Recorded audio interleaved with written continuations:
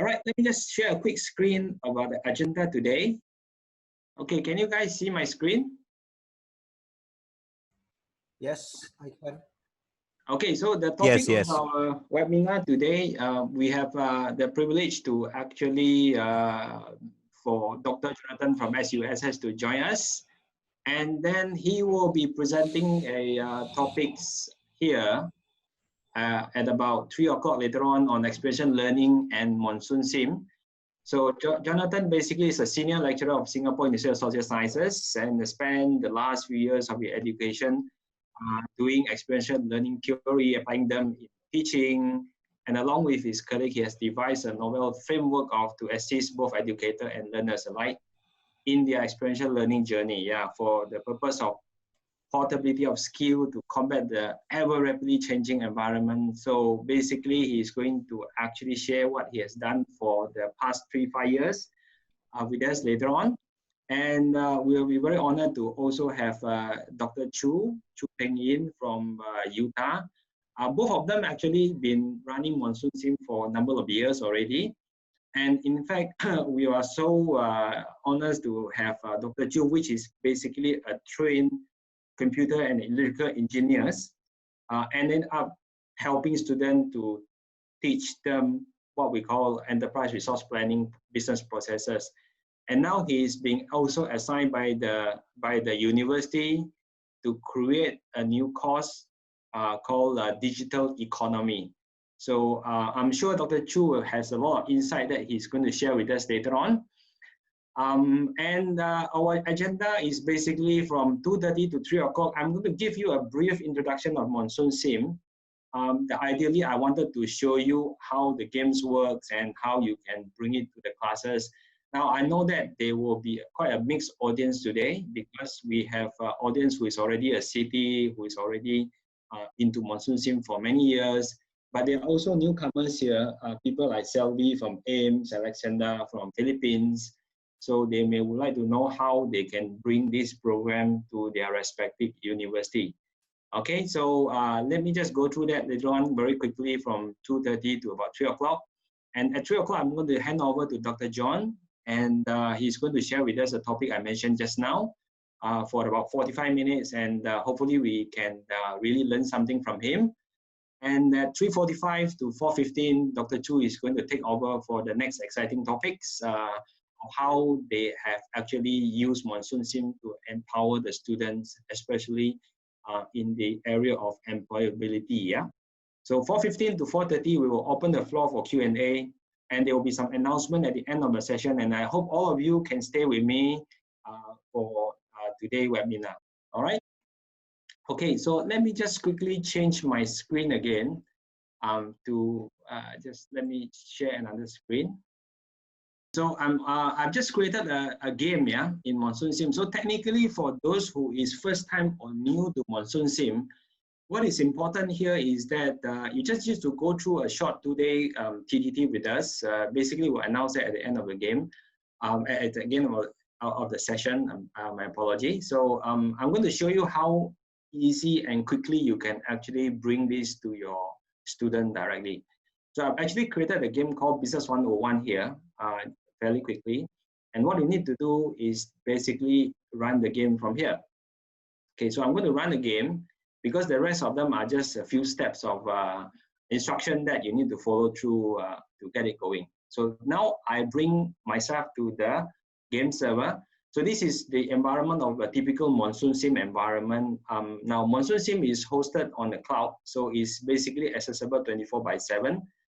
And in many institutions that we have actually adopted MonsoonSIM, there's no need for them to create any infrastructure per se. So there's no need for you to have a computer room, computer labs, or any other installation at all for the system. So technically, you can just have a computer connected to the internet with any of the browser. Of course, we have Chrome, we have Firefox, you have IE, any of the browser will work with MonsoonSIM. So what I'm going to show you quickly is how you are able to run the game very quickly in the environment, most engaging way with the students to let them experience and explore the various concepts that you may want to teach. Typically, you can start from accounting modules per se. So here, I have created a game called Business 101 here. And for those of you who actually know MonsoonSIM, this is a game code 9830_27337. So the next thing that I need to do is basically create a teams here. So I've created 4 teams here. Now in MonsoonSIM, you can create up to 10 teams, 10 teams, and any of the teams you can let the student enroll themselves, or you can actually provide the game code and pre-schedule the game for them. Either way, it can be done easily. So I'm going to demonstrate to you how the game effectively works from here. So I have 4 teams called tuna, dolphin, corals, and lobsters here. And if you notice here, I have 1 player each in the game. So in a team, sorry. So here, tuna, I have a player called Dusim, and then in dolphin, I have a player called Annybot, Johnbot, and Limbot. Now, these are basically robots which is capable to simulate what a human decision is going to do as far as the business process is concerned. So this guy is able to become your companion in teaching your new students. All right, moving on from there. So that's all I need to do. And if you notice that on top here, I have general modules, finance, procurement, retail, marketing, forecast, wholesale, B2B, and so on and so forth. So this represents an enterprise departmental functionality across the board. So it covers from finance all the way to customer service here. Okay. Now I have also enabled finance here, procurement, retail, and forecast. So if I want to do more, I can do more. But for now, I just want to do a retail business with the procurement functionality. So the next thing I need to do here is to run the game from here. So let me just initialize the game for you again. Okay, so I'm going to run the game very quickly so that you can see how the effect works. And the other thing here is that you could decide how long a second per day in the virtual days works and when you're going to stop the next moment for what we call debrief, yeah? So let me just run the game. So what you are seeing right now is basically, I have actually started the game and now it's in day 1 of 130. Okay, a quick check. Are you guys still with me on the same screen? Day 1, 130? Yes, we are. Okay, great. So this is, as far as the trainer is concerned, I am able to control the game and run. And the next thing here is that I would have also set up simple scoring metrics to measure what they are doing here. So this scoring metrics technically can be sort of configured by the trainer. So for this particular retail business, I'm going to measure their retail sales, which I set at $2 million. And I also need them to ensure that they have about $2 million of cash in the bank at all the time. And they have to make sure that the space they use is always achieved at 75% occupancy, regardless of how many places they actually rented. Yeah. So this is a KPI I set for them to achieve from the game points of view. So the next thing here is that I can actually look at it from here again by looking at the observation here. I could quickly look at to how each team is able to perform. Yeah, let's say I look at profit and loss here.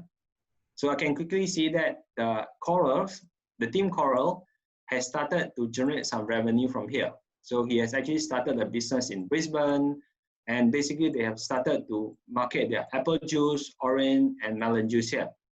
Okay, so this is in the beginning of the session. So we are in day 6 right now. So technically, the student will have an environment like this. Let me show it to you. So if I click on the dolphin Annybot as a player, I could actually bring the student's screen to the front. Okay, so are you able to see my screen now with finance, retail, and forecast down here? Yeah, everything's okay. Yes, yes. Okay, good. So this is a typical user screen that the player is going to engage with. So first thing that they will do is that they will have to go into the retail and find a location to rent. Yeah, so this configuration that we use here is in Australia. So you can determine which location you want the business to be run. So here we have existing configuration which you can choose.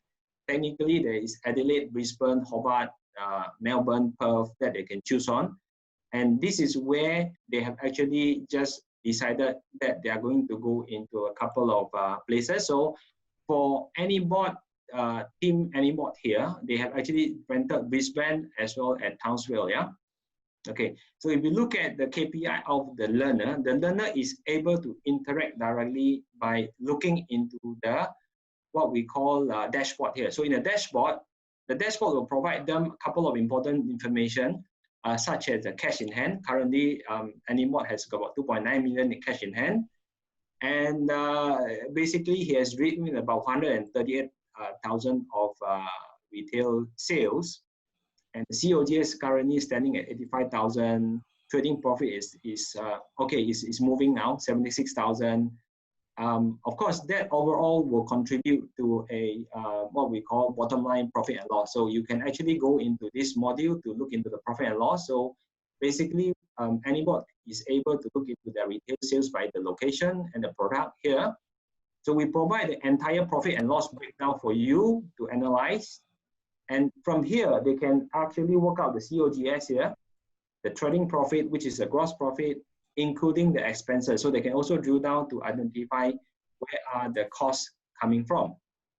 Okay, where are the costs coming from before they derive at the profit and loss here. Okay, so this is basically what a learner will basically start doing. There's a lot of exploration, and you notice that there is a boss up here, yeah, the boss up here. So this is basically helping you to guide the student as they start playing the game for the first time.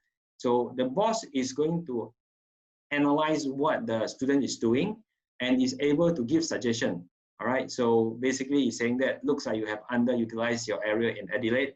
So in Adelaide, technically they rented 300 meters square of space, and currently is 0. So nothing goes into the product. So technically for a learner, they will then have to, okay, let me just try to figure this out. I'll have to go to retail, and then I'll have to do a procurement, and then I'll have to decide who to buy from and where I want to send to, and the quantity of the juices. So they will start the processes of getting it right from here. So this boss is going to help them from one way or another, or you can leave it for them to decide on how they want to proceed with the processes. So when the PO is done, they need to go through a approval process like this to make sure that the order has been sent out to the vendor, and they can also monitor the transaction from here. So we have a transaction page that you can monitor from here. All right. So this is a little bit on the user side, yeah, as a little bit on the user side of how they actually interact with the system. And of course, there's a lot of function like microcharts down here, which they can click and then look into, for example, unit sold. Yeah. So the system is going to generate on the fly KPI for all the learner to decide. For example, if I want to look at my apple juice performance, I can uncheck the rest. So I can make a quick comparison on the fly to see which area of apple juice is giving me better sales per se. So these are all available across the board, including the procurement. So we have microchart in procurement, and they can analyze how much finished good have I purchased. So all this will be converted into graph for them. All right. Okay. So back to the trainer screen. I can monitor the performance of every learner by using the scoring that I have actually cut up just now. So if you notice just now, AnyBot under the Team Dolphin has achieved about, well, 34% in terms of sales target. But if you look at Corals, Team Corals, they have achieved more than the sales target that I set for them, yeah, which is 2 million target that I've set down here. So this is what we call non-competitive target for the student to learn a business process. So obviously, if you look at the Team Tuna, because currently I put in a virtual learner into the system, so the virtual learner will not perform anything. And generally, you can use the virtual learner to use as a demonstration the target to show how a transaction has been done within the user interface of the learners. So if you look at the lobsters, I use another robots player, yeah, for lobsters. So lobsters is also capable of generating the equivalent of retail sales, as well as maintaining a good cash in hand. Now, cash in hand in business definitely is very important element to continuously providing the juices or the fund for the business to continue to operate. Yeah, so this is a very important KPI. Now, of course, all these KPI can grow as you move along. Imagine that you can include KPI like marketing, you can include KPI like forecast, a KPI like warehouse, B2B, manufacturing, production target. So all these are embedded within the MonsoonSIM, and they are all available across the 13 modules that is shown up here. So you can literally start MonsoonSIM pretty easily by actually, moving them into the game environment, and a lot of exploration are done by the learner via experiential learning, rather than providing them a sort of, PowerPoint text guide and things like that. So from here, I could also measure the performance directly by choosing the profit and loss I want. So I can do a side-by-side comparison. If you notice that I have tuna here, I have dolphin, I have corals, I have lobster, yeah? So easily I can compare their performances right across the board. And if you have 10 teams, they will just align across 10 teams for you. So from the retail sales here, I can drill down into various sort of performance of every one of them. And you can start comparing. And of course, the engagement can start from here. Technically, you can actually get the team to present why and specific places is chosen to become their retail environment. So you can also compare the COGS of each of the teams, and you can also drill down the profit and loss of every one of the team here. Okay, so this one basically, I think for the newcomer to MonsoonSIM is what you will probably wanted to know. So the best thing here is that you no longer have to rely on a PowerPoint or PDF to start the theory teaching and things like that. So everything else can be run from the engagement, from gamification point of view. So this game can be run, you can start and run the game any point of time you like, and then you can decide how long you want to run it, and you can decide how you wanted to evaluate the performance of the learners. Okay, now of course we have just added in a very special function which is going to help you cut short what I showed you just now, is what we call ERP series courses. So you notice that here we have retail business scenario 1, scenario 2, scenario 3, and so on. We have various kind of wholesale business scenario, ERP business scenario, e-commerce business scenario, production concept scenario, MRP scenario. So all this is something that you can just straight away plug and play straight away. And these are all previewed for you to make your teaching and learning a lot easier without really having to make any pre-preparation. Now, of course, some of the lecturer might be also concerned about the material and how you want to emphasize on running a course like this. So we have this information to guide you through. So when you click on about this course, we will have a PowerPoint or Power PDF, which you can guide them through easily. All right. And you can actually teach them from very basic concept, from understanding a product, understanding a location, all the way on to how a business being sort of run and developed. So we have courses from ERP 101 up to 114. And of course, we are adding more towards this series of ERP courses down here. Okay, so this is a very quick slice through of how MonsoonSIM is being used. Yeah, and of course, if you look into the details, a little bit more details here, this is the beginning version of how you put them into the classroom. And as you click on the configuration of a system, you can actually take them to a deeper dive. Yeah, deeper dive means that what we are doing now is basically like a snorkeling in the small ocean. Yeah, where you go on to the modules, departmental, very wide but very shallow. But as you move along, you could actually really drill them down further to take them to a deep, what we call a deep dive. So to do deep dives here is that we can introduce things like loans, for example. So once you enable the loans, then you will then introduce them to a more complicated scenario of a loan, how a loan is being provided available to the business, what is current ratio, what are the loan types that normally offer in the marketplace, what is repayment, what's the interest, and what are the credit rating needed to sort of eligible them to get the loan from them. So we have different type of loans that you can do. And then of course, all this percentage within the parameter is adjustable by the trainer. So trainer has total control over what the learner is going to get in the game environment down here. Okay, so the last one that I want to show it to you is basically the scoring by metrics. So in a lot of situations, I've just shown you what is the non-competitive target you can set for each team or each learner, but you can also bring them to the competitive environment. Competitive means that you can actually decide what are the KPI I want to measure in this particular class, and then I wanted to actually compare the performance of one team to another for the purpose of learning as well as for the purpose of competitiveness, yeah, in comparison to the market share, for example. So here, based on the same game result, I can measure their performance in terms of retail sales. I can measure, for example, in terms of the cash in hand, the net profits, and technically the space utilization. So I can choose any KPI I want, and then from here, I can actually put down the respective KPI that I want, all right? And of course, all the KPI will be weighted. The weightages of every KPI is decided by the trainer.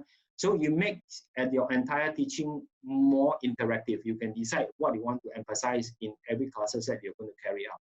So in the same example I set up just now, you notice that Lobster is having the highest score based on the KPI I set just now. So for example, retail sale, I set 30%, and Lobster being the second highest, but in terms of normalization value is just behind Coral. So Coral get the 30% score and Lobster get the 28.97. Now the cash on hand, Tuna has the highest, of course, and then that we normalize them against the rest of them. And net profit goes to Lobsters, and then space utilization goes to Lobster, and that makes the Lobsters the highest score in this 18 days competition that I've created for them to go through. All right. Now, of course, in the end of the day, what you are going to put in here, what weightages you want to put in here is entirely up to the trainer to decide. And this will make your entire learning lesson more dynamic and more interesting per se. Okay. All right. It seems that my time is up, and I actually needed more time to bring you through the rest of the thing. So at the end of the session, I hope those of you who have not seen MonsoonSIM would like to go further with the MonsoonSIM, then we will arrange a separate session for that. And I would like to actually open the next session up now. So I'm going to stop my screen sharing, but I'll leave the question and answer to the end. Any one of you may have questions to ask later on. We can come back to this screen again. But for now, I'm going to stop it for a short while. And then I'm going to hand over the session to Jonathan. So Jonathan, are you ready? Yeah, anytime. Okay. I'm going to share my screen. There's a PowerPoint presentation that I'm going to use, which is a little bit of an irony because experiential learning isn't really about PowerPoint presentations, right? So that's my name, that's my email. If you have any questions that we can't really cover during this short 45 minutes, please feel free to drop me an email. I'd be more than happy to help you. I'm here to talk about experiential learning and a bit of MonsoonSIM. Now, I have to apologize to Abdi and Alex that the section on MonsoonSIM is going to be very minimal, and I will explain why this is so. So it's not so much that it's not important, but the entire principle behind experiential learning is far more important than any platform you could use. So that's the first apology I have to make. I have a few apologies. There's a lot of historical background to this. For those of you who are history buffs, you'll be very happy with me. Those of you who are not, you may have to endure some stories. There's also a significant number of metaphors and a fair amount of explanation that I will go through, particularly on the metacognitive side, how our thoughts process information. Right? As mentioned, I will focus more on the universal concepts. This will be applicable to just about everything, and I'll explain why that is so. As such, I will not go into the actual details or the technical aspects of how you might execute this on MonsoonSIM. I explain why, and I'll explain a few examples, but there's no step-by-step procedural thing that Alex can, like what Alex has done, for you to implement this. And there's a very good reason for that, which will come at the end of it. I do apologize to some of the people who are more familiar with me. You will see some repeats from a previously presented framework. In fact, I think Alex has shared with most of the participants that there has been a preliminary research paper that is published on experiential learning and including the use of experiential learning on MonsoonSIM. If you hold on for a while, you can have a look at that paper. It's open source, no problem. But we actually have another research endeavor in the works that refines that framework, and one more further down the track that explains certain features and certain tasks within the framework. And you may want to keep a lookout for that, right? When Alex first asked me about giving this webinar, I asked him, and Alex will verify this if he wants to, should I keep it formal and technical, or do you want my usual self? And he said, your usual self is fine. So who am I? I am, well, that's my name. Interestingly enough, this is very, oh, I'm sorry. I am sorry.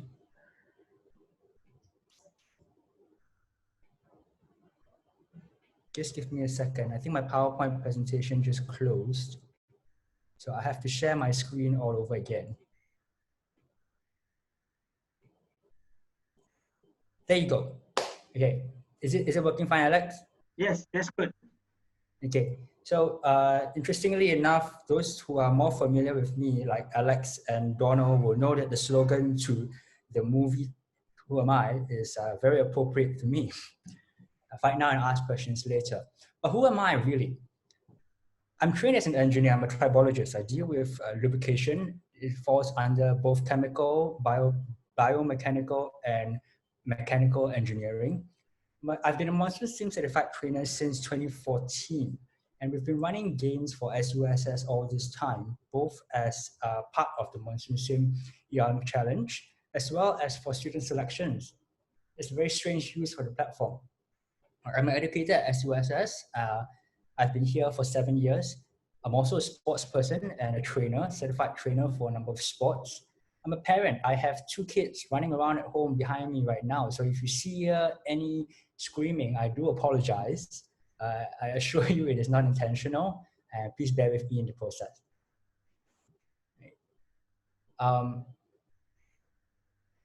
I am a dabbler.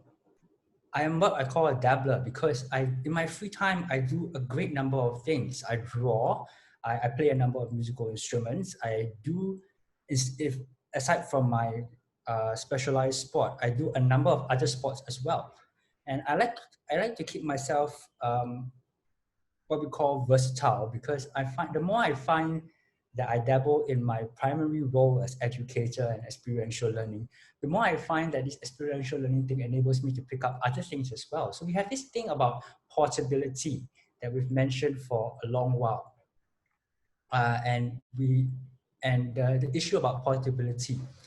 Now, to most of my students, I look more like this than the previous picture. And really, so what am I doing here? I play pranks, I play jokes, I joke about with my learners, my students. I think as my role as an educator has been central to my passion, to my being for a very long period of time.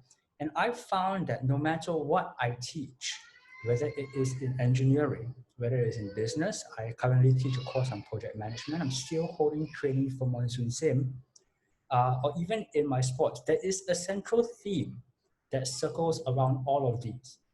And in this theme is also shown the failures of our educational system. So with that, let's first look at what we normally see in a classroom. This is a common teaching process that you see, right? You enter the classroom, the teacher elaborates or narrates the theories. This is Newton's law, this is Kurtz's law, Morse's law, this is the law of diminishing marginal returns, and so on. And there's usually an exercise that has been curated. The student attempts it. Sometimes he obtains an erroneous output. You fail on a test, you fail in an exam. Oh, look, you made a mistake. And that's not surprising because it's the first time you're doing it. And the teacher then shows the theory to detect where the mistake was. Well, what did you assume wrongly? You should have put in this parameter instead of another one, or you have applied the wrong theory, right? Then the student attempts that again and redoes, and hopefully you get the desired output. Otherwise, you repeat from point 3 again. Now, this has been our education system for a number of decades. It is straightforward, it is efficient, it is very polished, but there are problems with it. And we're seeing these problems now. Right? The first problem we have is that this educational system, this method of teaching, does not do very well when you talk about variation. You're very good at giving idealized scenarios. We're very good. Take physics, for example. You ignore air resistance, you ignore friction, you ignore a lot of things. You come up with idealized scenario. But once you include this, how do you account for them? You use safety factors. Are they accurate? Not always. That in turn has influenced how teachers teach and how we impart information. It is largely one directional nowadays. It's much like this lecture, right? You guys are just listening to me. But have you applied experiential learning? We don't know. Maybe you have, maybe you haven't. At least for the past 5 minutes, you've been listening to me. And so it's partially one directional, or even the other way if the student gives an input to the teacher. Right? So the mode and the type assessment in a one directional linear kind of teaching style is also influenced by this lack of variation. And the learning process is highly reductionist as a result. Here's something that I find so crucial in today's environment, that we have to be multidisciplinary educated. We have to be generalists as well as a specialist. Right? You can't know everything, but you have to know a bit of almost everything in order for you to function. And if you look at the World Economic Forum on the report of the future of jobs, this is what they're advocating. They're looking for generalists, people who can connect multidisciplines together. More than two, more than three, and you see the connections between them. But because we've stuck in this specialized education system for so long, math teachers are not able to teach physics. Engineers are not able to teach social sciences. Why would an engineer need social sciences? This is strange. This is a strange question to me, because engineering is about society. It's about creating spaces. How do I not know about social sciences if I'm going to create a space for someone to live in? So I need to know these things. Actually, we are not equipped for this. There's no discipline that allows you. Universities offer double majors. Are double majors enough? I highly doubt so. We're seeing that in the industry nowadays. And then we reach the real problem. Okay, can something even be taught? Again, from World Economic Forum's future report, the future of jobs, you'll see a lot of skills that universities or institutes of higher education, higher learning, or even junior colleges or secondary schools or primary school, elementary schools, they are trying to teach emotional quotient, interpersonal relations, like negotiation. Can you teach these things? Is there a formula to them? Hardly. There's so many variations that you need to be able to pick them up and then evolve along the way. Now that sounds a lot like MonsoonSIM, right? You have to pick up these variations, evolve along the way. But you come into a second problem then, because not only do you have to pick up all these things, the pace of learning does not match the pace of the world. Our speed and the frequency of society's demands are changing, right? A couple of weeks ago, there was this big hoo-ha about TikTok. Right? TikTok is now being banned from a couple of US things. Huawei is being banned from US, and so on and so forth. Demands are changing, but just a few months ago, Huawei was slated to set up the 5G network. So what's going on? Right? Things are changing way too fast. Not only that, the rate of expansion of knowledge and domains is changing as well. Early days of sciences, it took us 50 years, 20 years to crystallize Newton's laws. I think in 2016, we just redefined the kilogram. Now, what that means isn't that we all become a lot lighter, but that our basis of definition for the kilogram, instead of a weight that is stored in some historic museum somewhere, now is being defined at the atomic level. So all our understandings about mass, about weight, have to change, have to evolve. Now try changing that to someone who has been taught physics for the last 20 years. He is going to have a mind-blowing experience. How is he going to adapt to that? The sheer fact of it is that we can't keep up. We're doing so many things at the same time. Right? Here is where we need to evolve. But how? And I'm going to propose that the easiest way, it's not, doesn't mean that it's hard. It's not easy, it's actually quite hard, but it's one of the easiest ways, is to look at the concept and the principle behind experiential learning. Right? Here's a quote by Confucius that a lot of experiential learners like to start with, right? I hear and I forget, I see and remember, I do and I understand. And I have bad news for you guys. This is not spoken by Confucius. This is wrongly attributed to Confucius. This is actually a quote that comes from Shun Kuang, who is also known as Master Shun. And he's a great influence to Confucius. And what he actually said is this whole series of things that I'm not really going to read out.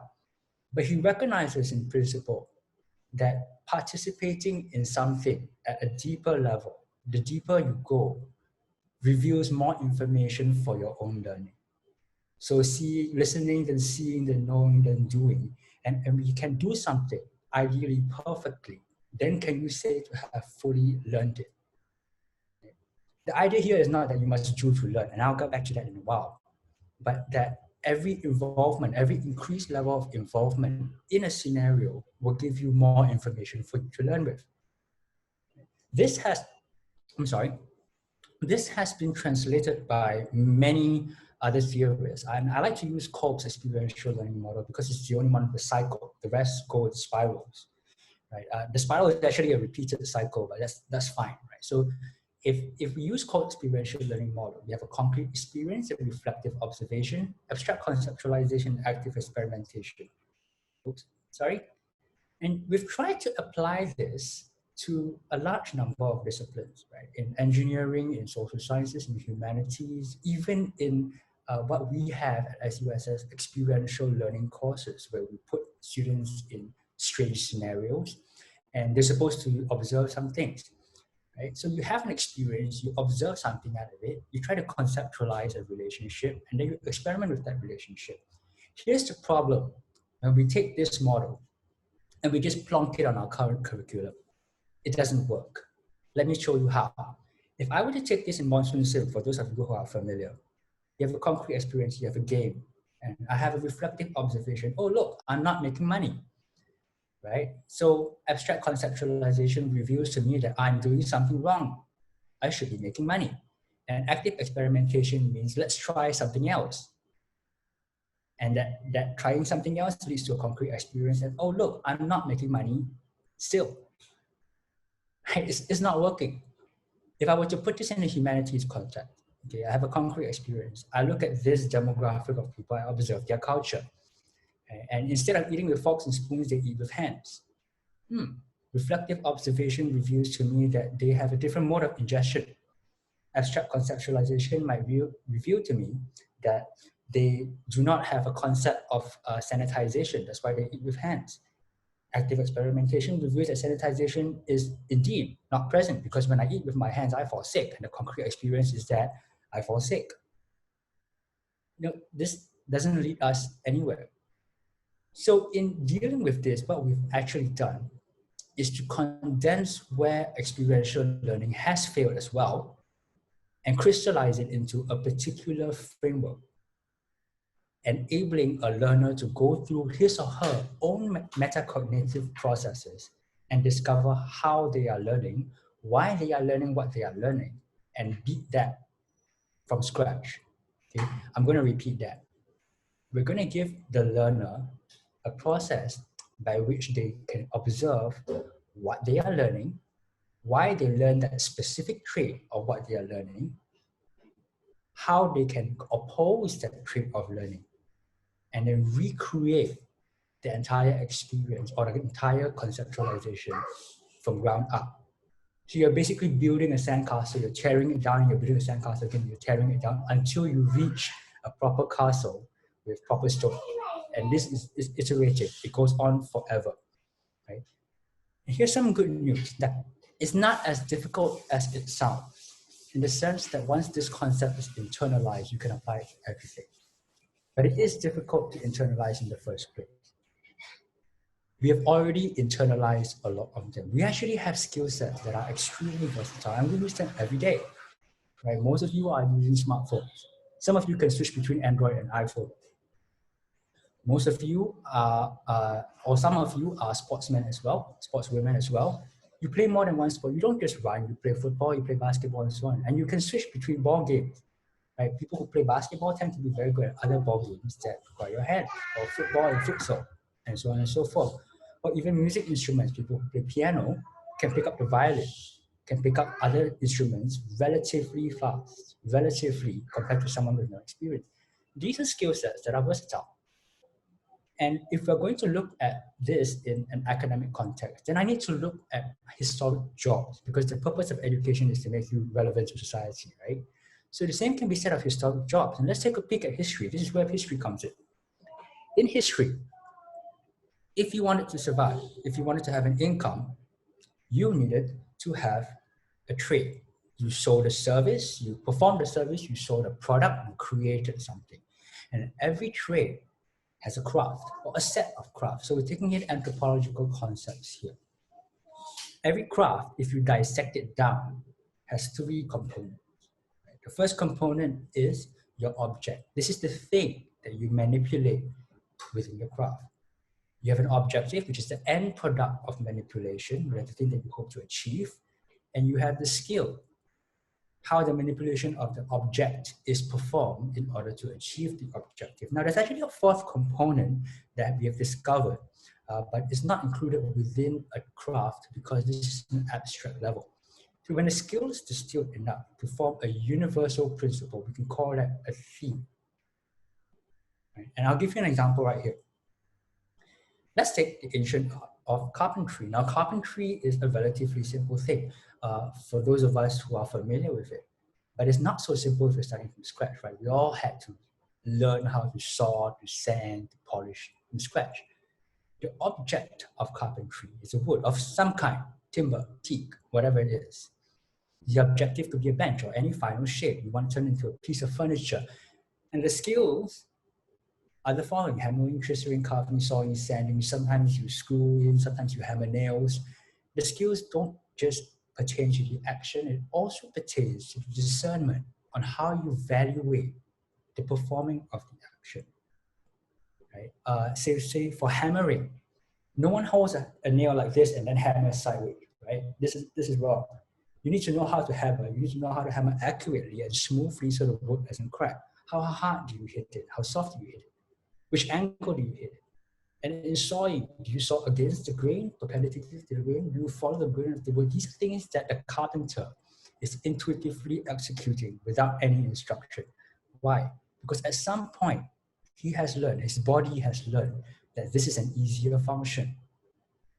So a lot of these things actually occur internally without knowing, without us thinking about it consciously.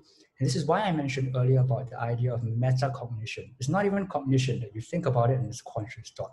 It's behind the conscious thought that your body has already learned what it is. Now, I refer to the body here because it's the easiest visual representation, but this applies to your mind as well. So there's metacognition and there's metacognition, which is where we lead our students to. This pattern is repeated over numerous other traditional crafts. I'll give you a few examples. Medicine and dealing with health and nutrition follow the same principle. Whether you're talking about Eastern or Western medicine, it is the same principles whether they're valid or not. Physical movement can be attributed whether it's combat, athletics, or dance. There's an idea of aesthetics, there's an idea of efficiency, there's an idea of how you should move, and so on and so forth. Right? So all these things will come into play. You even have material crafting, that's the closest to what we've had earlier on. Woodworking, stone, masonry, metalworking, they all follow the same principles. Well, granted that chiseling a piece of stone or sawing a piece of aluminium is not quite the same as shaping a piece of wood, but you still look at things like grain direction, the actual process, the skills required. You change your tools, you don't change your sensitivities. Right? So everything here, everything that you see here are different frames of conceptualization, not just of the principle of experiential learning, the framework of object, objective, and skill, but there are also different expressions within each theme.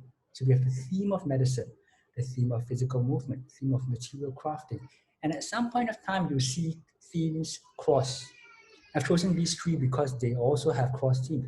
Physical movement can be related to material crafting because our bones, our muscles, our bodies are made of materials. So how do I say in combat, how do I deliver the strongest punch? I have to consider the material structure of my bone, my arms. Where does my muscles lie? Where does my positioning land? As well as it's the same thing. How do I run the fastest? We're looking at health, nutrition, material qualities, all the same. Right? So it's the same technique of deconstruction all the way down to the object level and principles. Now the danger is this, is that very often when we impart this framework to newer instructors, they mistake the idea of the object and the objective. And I'll get to that, particularly using the MonsoonSIM example when I get to the later part, right? And we'll find that in a small workshop. One caution here is that doing to learn is not exactly the same as experiential learning. A lot of us in Asian societies, we have this idea, I think, that we drill something, right? You repeat your times table, you internalize this, and we've learned our times table. No, you haven't quite learned it. Right?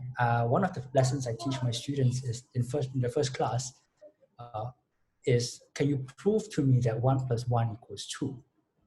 And they're very confused. How do you prove that? Isn't it just so? It's like you don't have a concept. Why do you know that 1 + 1 = 2? Because you haven't learned it. You've only memorized it. And because you've been doing it to learn. You've been doing it, you've been drilling it. You've been trying various factors systematically until one works. Something like playing the scales on a piano. If you play the scales repeatedly, it's not going to make you the next Beethoven. You have a possible, but not always, retrospective analysis. Very often you drill, okay, serve a tennis ball, pop, doesn't quite work, try again, pop, that works a little bit better, okay, pop. You've not taken the time to pause and think, why did my second strike work better? Did it hit different? Did I stand different? Is my racket different? Is my ball different? Is the wind different? So on and so forth. So there's not always a retrospective analysis. And the biggest danger in drilling is that we often do this correlationally, even reductionistically, which means that only one variable changes one outcome. And this is a result of our idea of Western science, right? It's very reductionist. Everything else is control, ceteris paribus, assuming all other things constant, right? Control variables and variables in sciences. Whereas Eastern idea of sciences have a holistic view. Everything influences everything. I've made a mistake there. It shouldn't be Eastern sciences, right? Durkheim, one of the earliest fathers of sociology, had this idea of structures. And I'll go on to that in a short while. Right? So if you look at this holistically, the experiential learning framework then provides you this whole network of structures in your mind, in which you have is differentiated from drilling by an iterative object-objective relationship. The objective of the experience becomes the object of the craft. What am I hoping to achieve here? Now, to achieve the objective of the craft, what I hope to achieve of the craft, then becomes my object of reflection. How do I get there? Okay. The objective of reflection becomes the object of conceptualization. I have an idea of how I get there before I formulate a principle upon which I can act. And then the objective of conceptualization becomes the object of experimentation. I need to experiment on this concept, which thereby leads to an experience. So this is actually cyclical, and you're looking at this back in the idea of co-experiential learning model. There's a formation and a reformation, and usually a destruction of ideas that we have. When I implement this with my students, one thing that they comment to me is that I'm breaking down a lot of their assumptions that they've made prior to their knowledge. And this is inevitable. If you were to implement an experiential learning framework, it is inevitable that your learners will start combating their own assumptions. In fact, some of them have gone so far as to doubt their own belief systems. Is this really true? Is the law really impartial? And so on and so forth. The way around that is to get them to question why they believe their belief system. Right? And if they do so, they will find that there are other structures behind it that have influenced their belief. And if we can remove the half-truths or the lack of truth in those structures, then they can learn from scratch all over again. This allows us to apply what we've learned in one field into another field, or into a different context.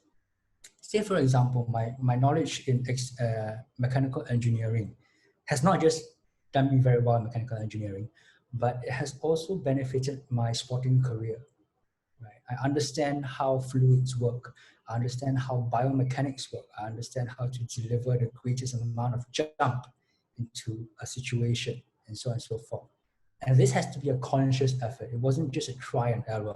I could try and error. I'll probably take a long time, a much longer time than before. Right? Now, what's the difference between the experiential learning framework and our conventional framework? It's not about the fact that you're learning something from ground up. You can do that. You can learn from founding principles. Rather, it's the roles and the processes that each person takes within each of the frameworks.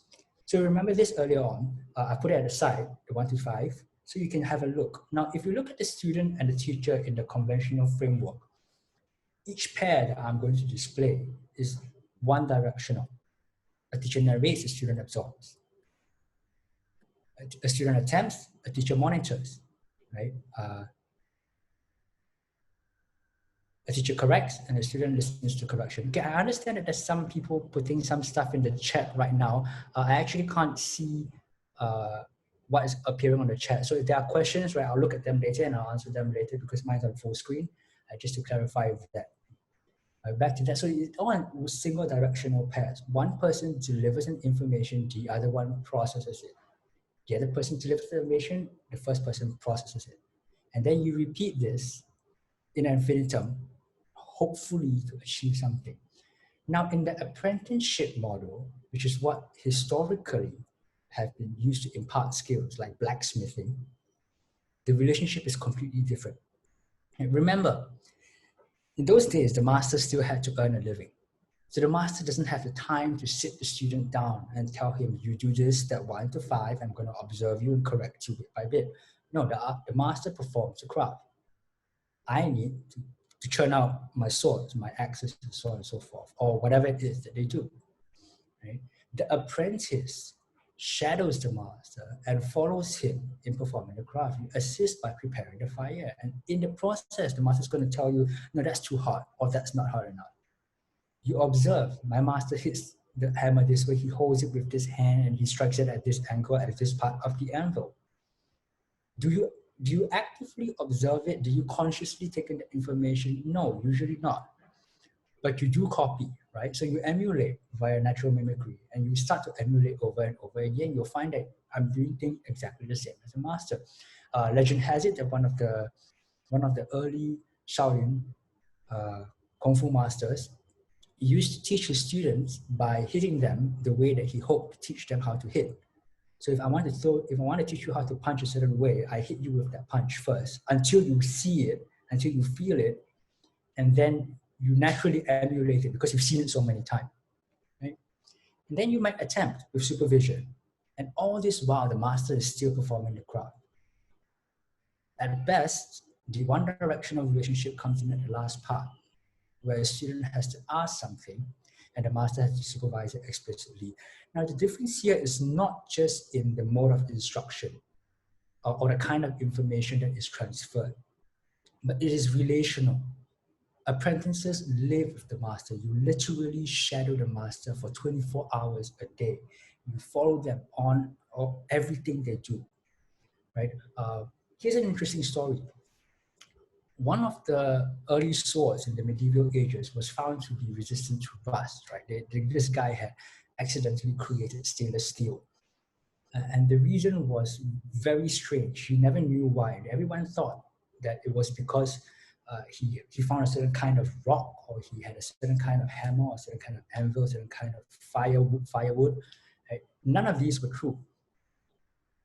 Incidentally, this guy discovered stainless steel because he was a drunkard. And he had a habit of spraying wine or vinegar in those days into the air and dousing his sword in the mist in front of him.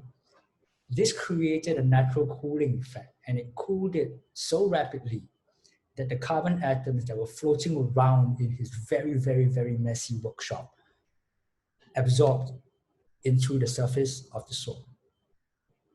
We know this because we study metallurgy retrospectively. But this tradition carried on for about 15 generations of blacksmithing.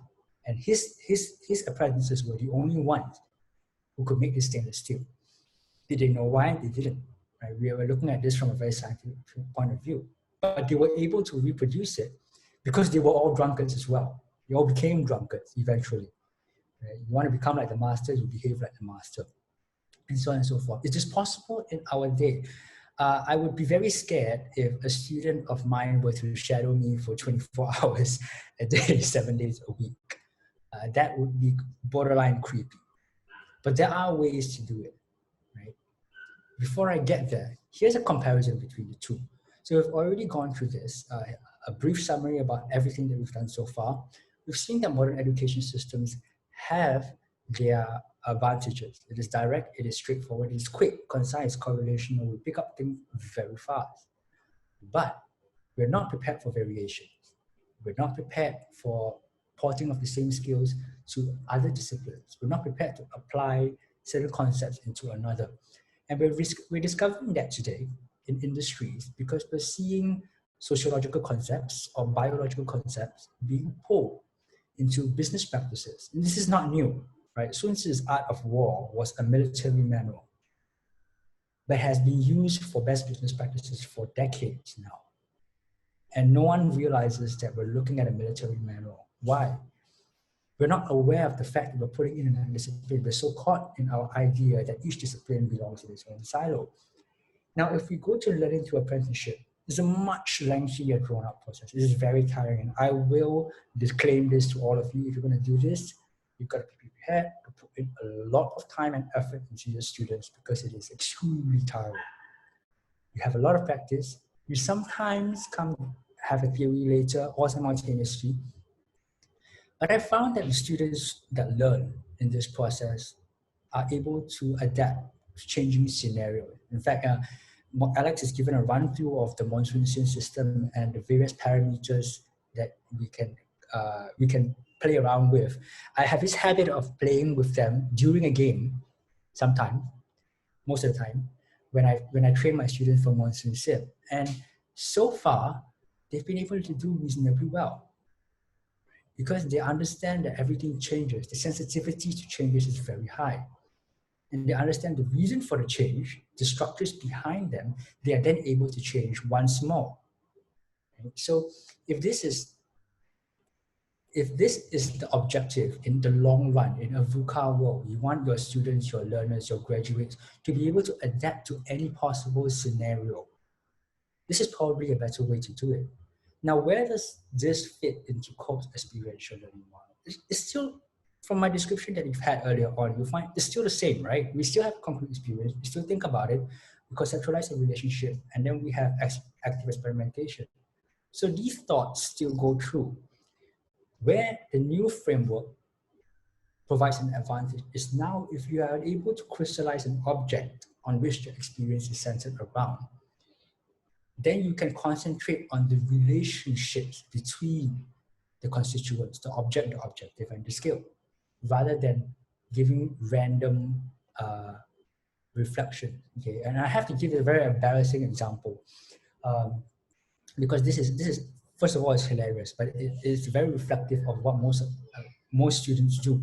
We've sent a bunch of students to Korea before, and the idea was to learn about the social hierarchy and how it affects suicide rate, right? Korea has a significant amount of suicide rate. Right? We sent the students there. They came back, we asked them to write reflection and said, oh, Korea, the guys are really good looking. That's my reflection, my observation. Right? It must be something that they're doing for the guys to be really good looking. Right? Or the kimchi is really nice because probably that's because it's the source of kimchi. It originated from there. So it has to be really nice. Right? That's my observation. That's my abstract conceptualization. And my experimentation is I go and eat kimchi all around Singapore. Nothing beats Korean kimchi. Right? They actually did that. This is a true story. Right? Because we did not provide with them the theme. The theme was mental illnesses and the support systems thereof. And then you can't correlate that. So if they like, if you have a clear object, if you have a clear theme that you're providing for the students, they're like, oh yeah, you know, the guys in Korea look really nice, but this is not really related to how society is. So maybe it is. Maybe because everyone else looks so nice, I feel really depressed, right? Or so on and so forth.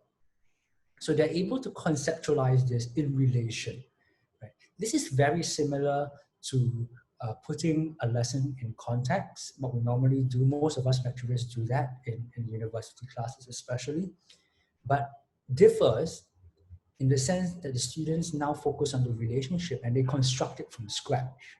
So you only provide them the object, you only provide them the theme. They need to find what the objective is. So where does MonsoonSIM come in, right? Now we're getting to the question. Why bother with experiential learning in the first place? And where does MonsoonSIM come in? Two last questions that I have to present. If it's so valuable, and what makes it so valuable if it's difficult to execute? This sounds like a lot of hassle. Why can't we do education the way we always have? Well, remember I mentioned earlier about problem number 2. This entire system gets rid of problem number 2 entirely. I would be so bold as to say that.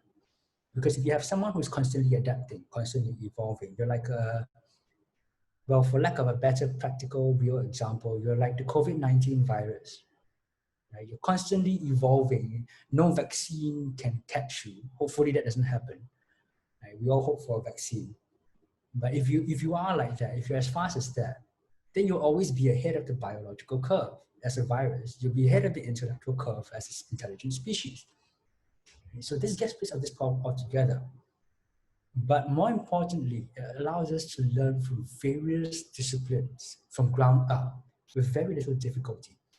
The contemplative, reflective process is insufficient. You can't just have someone sit there, be melancholy, and philosophize about things. Right? The philosophers of old, sadly, stayed in their caves with shadows on walls, and they remain there to this day. We cannot. We need to be able to identify the constituents and structures surrounding the context. Now, those of you who are interested in the idea of structures, this is a concept by Durkheim, Emile Durkheim, a father of sociology, that postulated that all human behaviors are influenced by your surrounding, whether it is your family background, your income level, your society that you're brought up in, your geographical location, and so on and so forth. These all constitute as structures. Right? Most of his publications, because it was so long ago, right, are free on the internet. You will find various books about him. Durkheim. He's one of my favorite academic authors. But more importantly than identifying the structures, you must be able to deconstruct the relationship and then reform them in different contexts.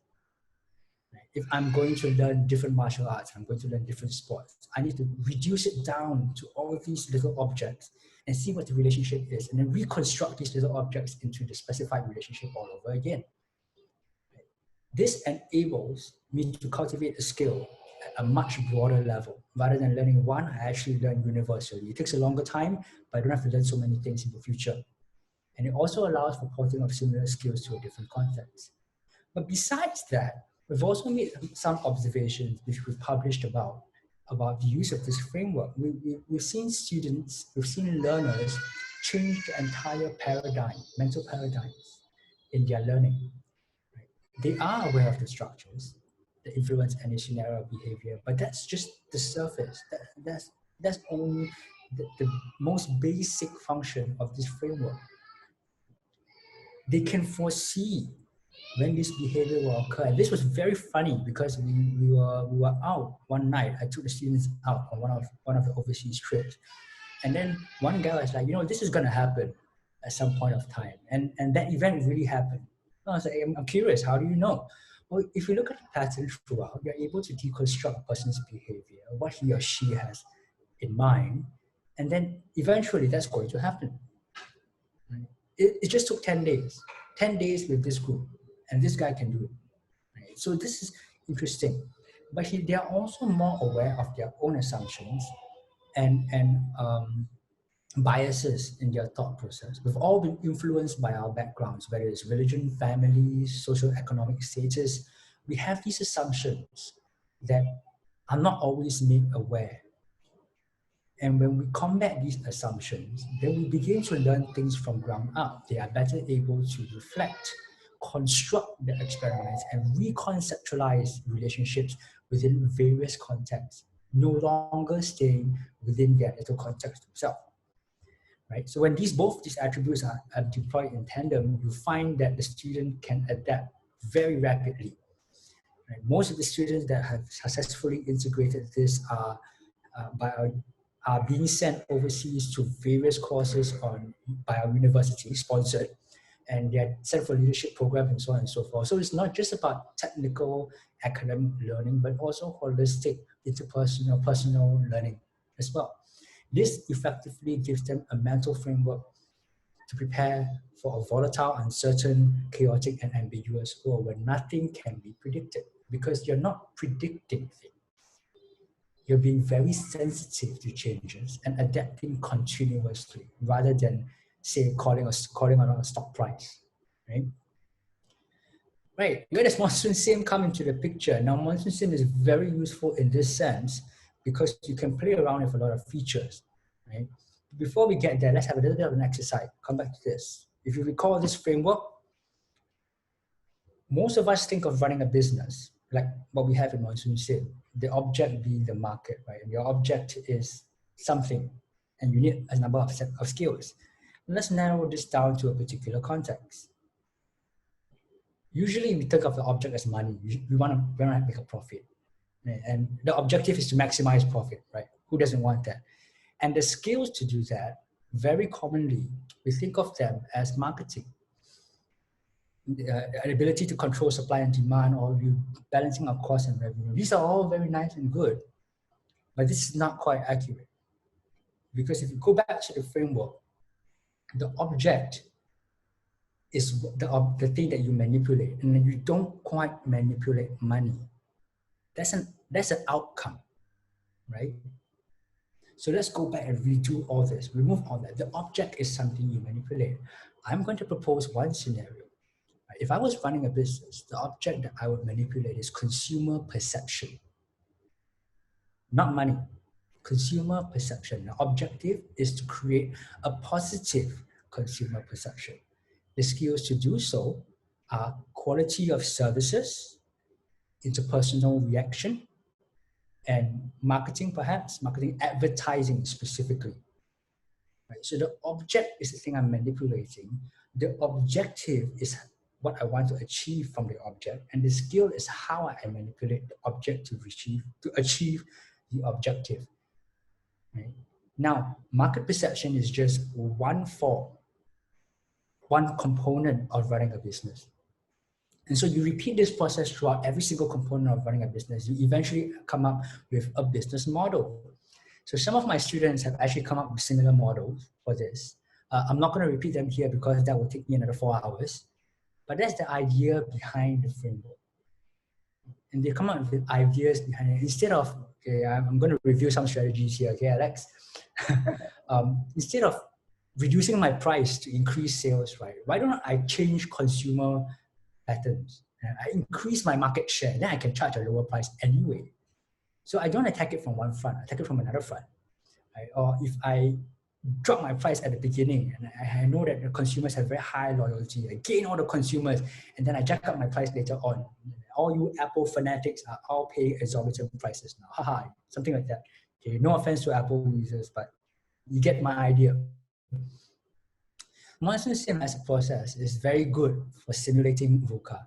And I do that all the time. In fact, my students, when I tell my students I'm giving you a custom simulation setting, their first response is, oh no, can we not do this? Can we have a week break of training after this? Because we need to rest our minds after that. And it's true, it is very tiring, but the platform makes it very easy to do. And we can look at the data after that. I can create a lot of learnable scenarios. And when learnable, I don't mean that I teach them something, but rather they have in mind. that's it. It does not change the consumer loyalty or maybe the demand for the product. I say, why don't you try it out? Let me create something for you, and then you can test it, and then you tell me, because I don't know the algorithm behind these things, but you can test it and you can tell me, and you gain a better understanding of the process, right? I only provide a very measured amount of guidance because I don't want to handhold that. My idea, and this goes back to my first slide about my passion for education, is that the student must be taught or must eventually surpass the master. If a student only reaches the master's level, that's not a good master. A real master must be able to let the student surpass him or her, and they prepare for a new world after that. Can we return to the traditional apprenticeship model for education? I'm sorry, folks, we can't. We can't. Not completely. One of the comments in the chat earlier on mentioned that you could use both models for education, and that's a very good idea. You can use both models for education. But in the process of learning about this model, you can cultivate new learning habits and approaches to failure. Most of us think of failure as a dead end, right? Off the cliff. Alex, I know I'm running out of time. Give me 2 minutes or 1 minute, finish it. Okay, no problem. New approaches to failure, instead of failure being the end of a dead end of a cliff, you recycle that information and provide it again, and you experiment again. Right? You can teach theoretical processes in an experiential way. There's a very famous video about a physics lecturer teaching the idea of conservation of energy by holding a bowling ball there and letting it swing like a pendulum back and forth, and the bowling ball which is here because it never hits his face, right? So it's like so close. Can you do that? Can you present something like that to give a more idea? But we also change the perceptions of skills and tasks, and this is not new.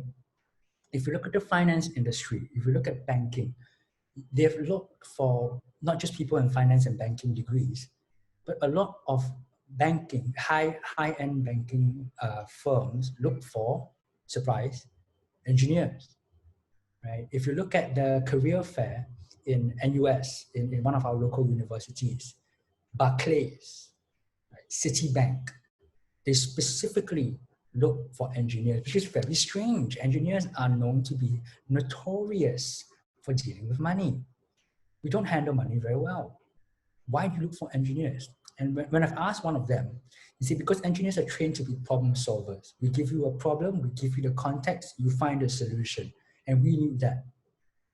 When we change the perceptions of the skills and the tasks that we have, I'm no longer an engineer, I'm a problem solver. Then suddenly you see there's a lot of things you can do. And students need that. Students need to see that in themselves. Okay? We can then inculcate a pattern of iterative reflection and questioning assumptions. I believe this, but why do I believe it? Is that accurate? Is my assumption accurate? And then I go back and I revise my belief. You never, ever, ever stop at a conclusion or hypothesis. And this is extremely difficult for us teachers to do because we're very tempted, thanks to all our grading, to question the conclusion. But if you question the assumptions, the students tend to learn a lot faster. Right? So I'm ending this with a few disclaimers and warnings. People are not going to like it. My students are divided. 50% of them love it because they learn a lot. 50% of them absolutely hate it, and they hate me as a result because it is difficult. It is extremely difficult for them to change their mindset. So if you're going to do this, be prepared for a significant population of your students to hate you. It will not be easy, neither for me or for my students, but it's a journey worth taking. And the last one is there's some strange irony in me giving this talk because this is linear, right? This is not experiential. I'm giving you a talk on experiential learning. Shouldn't you be experiencing experiential learning? And with that, I invite you to join me on this journey as an experiential educator, and I'd be happy to look at whatever you have and provide some insights to anything you wish. Right? Thank you, Alex. I'm sorry I overshot by a short time. Back to you. Thank you very much, Dr. Jonathan. That is thoroughly impressive. I'm totally amazed. That brings my mind spinning for a short while. Okay, so we hope to have you back sometime in the future to actually share more. So I will have to hold the question until the end for now. And I'm going to pass the baton to Dr. Choo, which is in the waiting. So we hope to have some insight from Dr. Choo from UTAR. Dr. Choo, you are there? So, okay, good afternoon. So this is basically my title. So I'm Choo. I'm from University of Tunku Abdul Rahman, Kampar, Malaysia. By the way, Kampar is just a small town. And I have been with these universities since 2005 already. So currently in Faculty of ICT, I'm in charge of the industrial training. So actually, and I do interact with a lot of IT companies throughout the years. So that's why now actually Mr. Alex is actually has been one of our faculty MOU partner already. So we do a lot of industrial collaboration. So okay, move on. So basically this is my outline. So I will I just simply want to share the whole content. Is just want to share my experience in my journey with MonsoonSIM. So later I will have some little demo. So since we will have both MonsoonSIM and ERP, so I will show some of the things that we are now currently doing, and also we did it in previous semesters. So this is basically, so we'll touch upon effectiveness, importance of reports, and then strategic planning. We create some of the MonsoonSIMs with scenario in ERP, and then the scoring metrics, and also a little bit of the report design. So these are the current areas that we I teach the students and interact with the students. So some of the disclaimer. So in fact, some of the slides has been presented in a MonsoonSIM user conference back in Penang in January 2020. So, but however, I do have some extension, meaning that I do have some added contents on top of that, so that first of all, to serve again as a bridge for some of the newcomers, and also not to bore the sorry to say that, old listeners.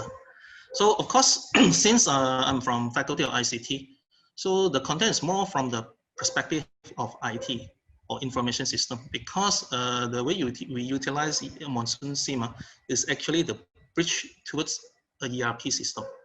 So of course, the thing we discover is that before we reach to ERP system, so we need the students to have some early reference or some business knowledge or domain knowledge in business.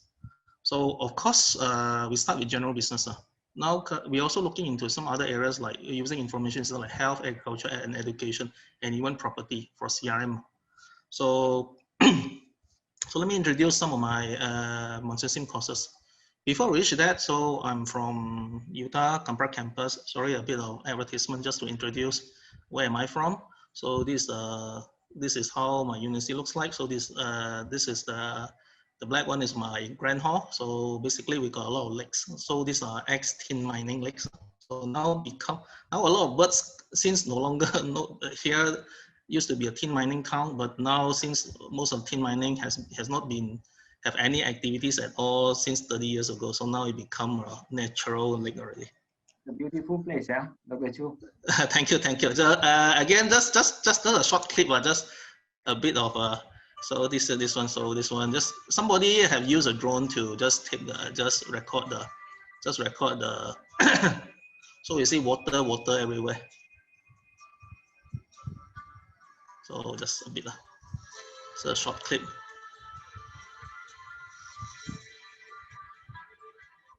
Okay, so thank you. Now we have been using MonsoonSIM since 2000 somewhere in 2018, 17. So has been 2+ years already. So for the newcomers, actually, I use it. I have been presented some of this in again. So, but just as an introduction. So I use it in two courses. One is a quite fundamental business system. This is a year-end subject. So we spent 6+ weeks on MonsoonSIM. Mostly those are first year IT students. In fact, it's a business information system students, purely IT. So of course, we will have individual practical tests on MonsoonSIM, also group practical tests. Later, I will show some of the group practical test result when I have touched on one of the sections. So now currently in this semester, I'm doing using MonsoonSIM to do IT in CRM. So we spent 3+ weeks on MonsoonSIM labs. Ideally, we are supposed to have a prerequisite for this class so that they are well trained in MonsoonSIM inside out, then before we move into the next one. But however, since they don't have a prerequisite, I have to deal with both IT and business students. And some of those have totally no idea on MonsoonSIM, and especially I have a group of IT students, information system engineering. They know nothing about business. So I have no choice. I have to squeeze in 3 weeks with a reduced version of what we had for 6 weeks, then just to get them on board. Of course, we have an individual practical test at the week 3. So that means the 10 modules on except HR, MRP, and MNT. So at the end, we are now have assignments of mapping MonsoonSIM to ERP and CRM. Later, I'll show you some of the work or assignments that we have been doing. So of course, first thing, this is the first thing I like. That means like the effectiveness of MonsoonSIM and why we use MonsoonSIM. Because MonsoonSIM is one of the ways that we find that is to enable students to learn basic business within a short time. I have to emphasize the word within a short time. So first of all, now difficulties of teaching ERP. So a course we started off those 2 courses. The first one is started back in 2014, and then the second one I started back in 2017. So personally, I have run into a lot of issues when we show them a ERP. So let me show you that for those. This is a ERP. So I have 2 ERP now on. So one is both of them open source. So I also have a CRM. So I have installed the first 2 in AWS. So we have during the IT and CRM courses, we also teach students how to install this kind of system on AWS platform. So some of the students will learn how to use a Linux command to install, at least to launch an instance, and then after that they have to go to the back end to install all these systems.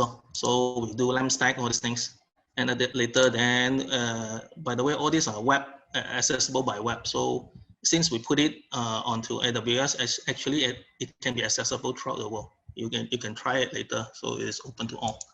Well, however, this one for ERP Next, I have installed it using this one. I have done it using VirtualBox. So this one. So it has been running like this. So this is the thing running. So I show them the 2 sides of deployment. Since again the object, just to show you that because we are IT class, the objective is to teach ERP. But having said that, MonsoonSIM really did a great help on let the students understand how business works. Before they know business, they must understand how a company is being run. And to be honest, when we first look at ERP, the one that I just showed you, like this one, you click on it. So you look at all these assets, accounts, CRM, developer integration, manufacturing project. So by the way, this is a full-fledged open source ERP, and then it's used by a number of SMEs around the world. And then by the way, ERP Next is from India. So later I'll show you some of the PO that we have created just by using MonsoonSIM's data. So, okay, having said that, now, the first thing I encountered when I first taught this subject back in 2014, I faced this issue. I looked at the ERP, I installed this thing. Back then it's only version 4, now it's version 13 already. So I find that I need to at least know some business knowledge across 6 to 7 degrees program though. Some of this business program, starting with accounting, marketing, business admin, and what else? A bit of project engineering or all this. I look at it. I at that moment I actually am very under pressure. I have to be honest. Across these 6 or 7 degrees program, the knowledge, and there are hundreds of business terms, business jargons, business concepts, and business tasks. And this is just by definition alone. All this have been started because I was sent by the faculty to go to SAP for training. So during the, because I'm the first one to finish all the labs, but I did not understand a single thing on the lab. I just click and move on it. I still remember when I look at one of these ERP system, I still remember the word bank reconciliation. Bank reconciliation. This is the first word that stuck into my mind because I don't understand it at all. I said, what am I doing? Second thing is accounts receivable. I was asking myself, what is that? So immediately from that experience, when I first took this subject, I know the difficulty and the problem of students. Before you even move into ERP, you must settle all these things first, which I now summarize it as domain knowledge. And furthermore, we need to sort out their relationship. For example, that means in MonsoonSIM, they provide like this one, buying and CRM, any relationship, material requests and requests for quotation, any relationship, or are they linked in the process, or do they link to any data from customer side? So these are the questions that I need to, the student need to know before they even click on the system itself. That is a difficulty. So, and then somehow this kind of software ERP is traditionally it's a multi-user environment. It's used by a lot of professional roles like accountant, warehouse manager, what else up? Engineers, project managers, and CEO, CIO. They will log into these systems and basically share the data and then generate reports. So that is a difficulty. The area span across is very wide. So, and then my task is all these, I need to squeeze it into a semester as a basic. That is year one subject. Okay, this is the difficulty to start with.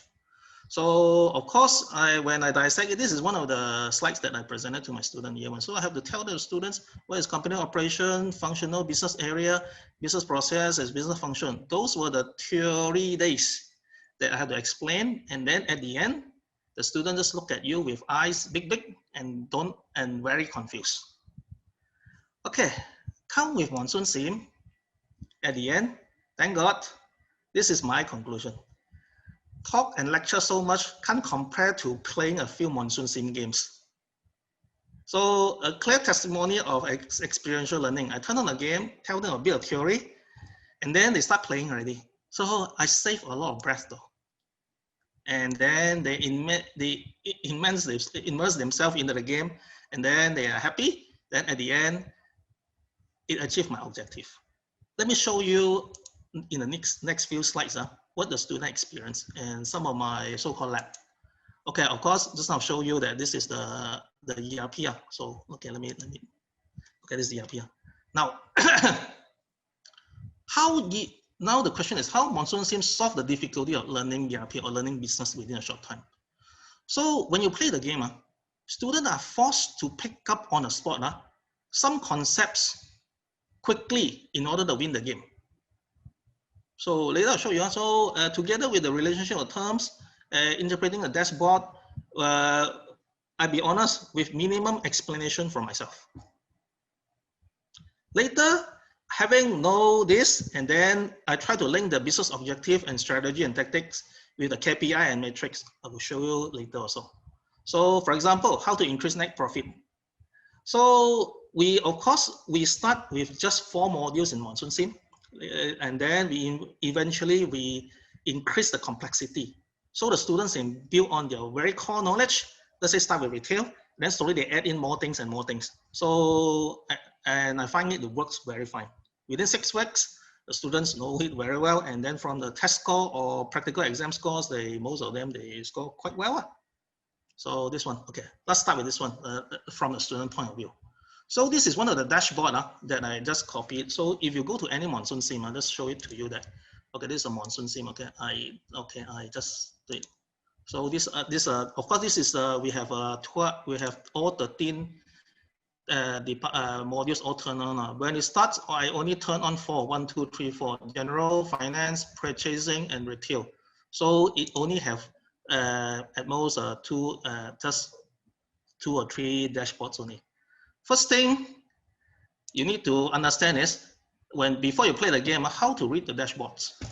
This itself, from here, you have a lot of terms already. Just imagine that you are a new student, you know nothing about business, and you're being thrown at the first game.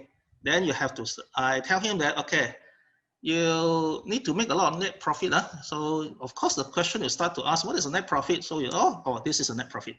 So now this is the finance dashboard. Some of the terms are sales revenue, COGS, trading profit, cash on hand, overdraft, delinquent payouts, all these average costs. You have to make sense out of it. No choice. Because you need to win the game, isn't it? So you have something like, because all these for those who are new, then you have scoring metrics like this one. So you need to, this is your business objective plus a bit of KPI. So of course this one we don't have KPI. So I haven't set the KPI yet. So there are two matrices. Later I will touch a bit upon that also. Now, having said that, let's look at this one. So do you need to make sense? Just imagine, do you make sense? What is COGS? Cost of goods sold. Oh, what is that? Trading profit, what is that? So I start with net profit first. So this is how, let me show you, this is how my first simulations, year 1, sem 1, semester 1, first lab, first simulation. I turn on 4 modules, then I run 18 days, 50 seconds per day. So this is my scoring metrics, only one, net profit. So KPI also net profit. So you try to earn as much as possible, because scoring metrics is for those who are new, you're comparing among your competitors within the same marketplace. But as long as you achieve 100,000, at least you score KPI, then you achieve something. That means you meet, at least you meet objective or your sales target, whatever business target.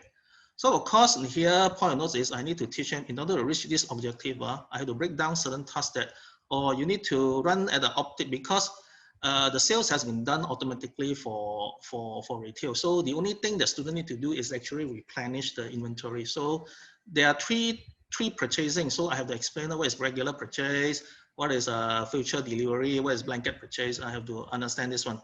And then at the same time, I have to teach them how to read reports, how you see the retail demand or in units sold, which is this one. So you have to learn all these things. So now we are teaching means a set of combination and aggregate skills in order to reach the objective. So this is the unit sold.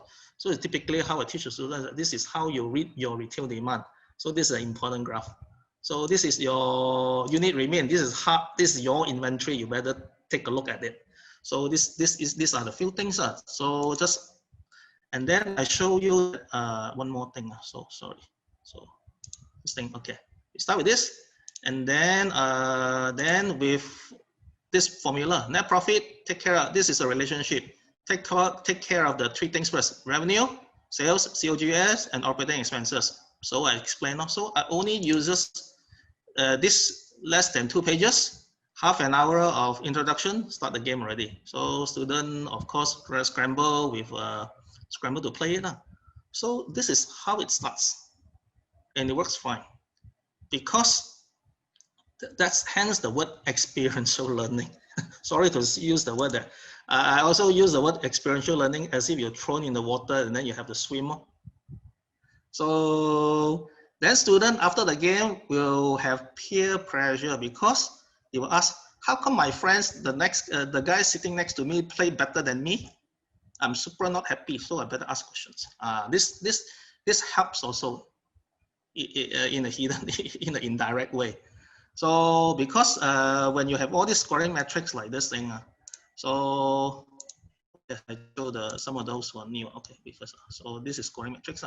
So of course it's more complicated because during the first lab I only have one net profit only. Of course these are more advanced games.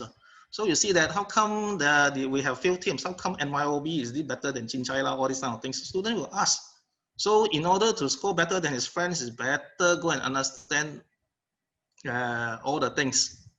So I will play the same game again so that they start to remedy and play better, because they learn from the, again, with minimum coaching, just highlight things that they are asking. That's all. So I find that instead of last time I put out a little theories, all these slides, so I will say that I did save a lot by breath. So that's a good thing. Okay, let me see. Okay, now next thing is talk about rollout. Now you see that. So of course I have to.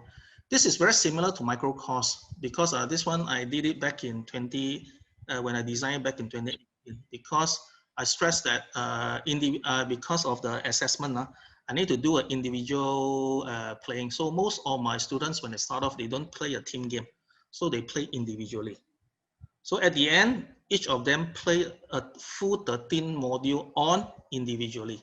Of course, with maybe 60 or 70 seconds per virtual day.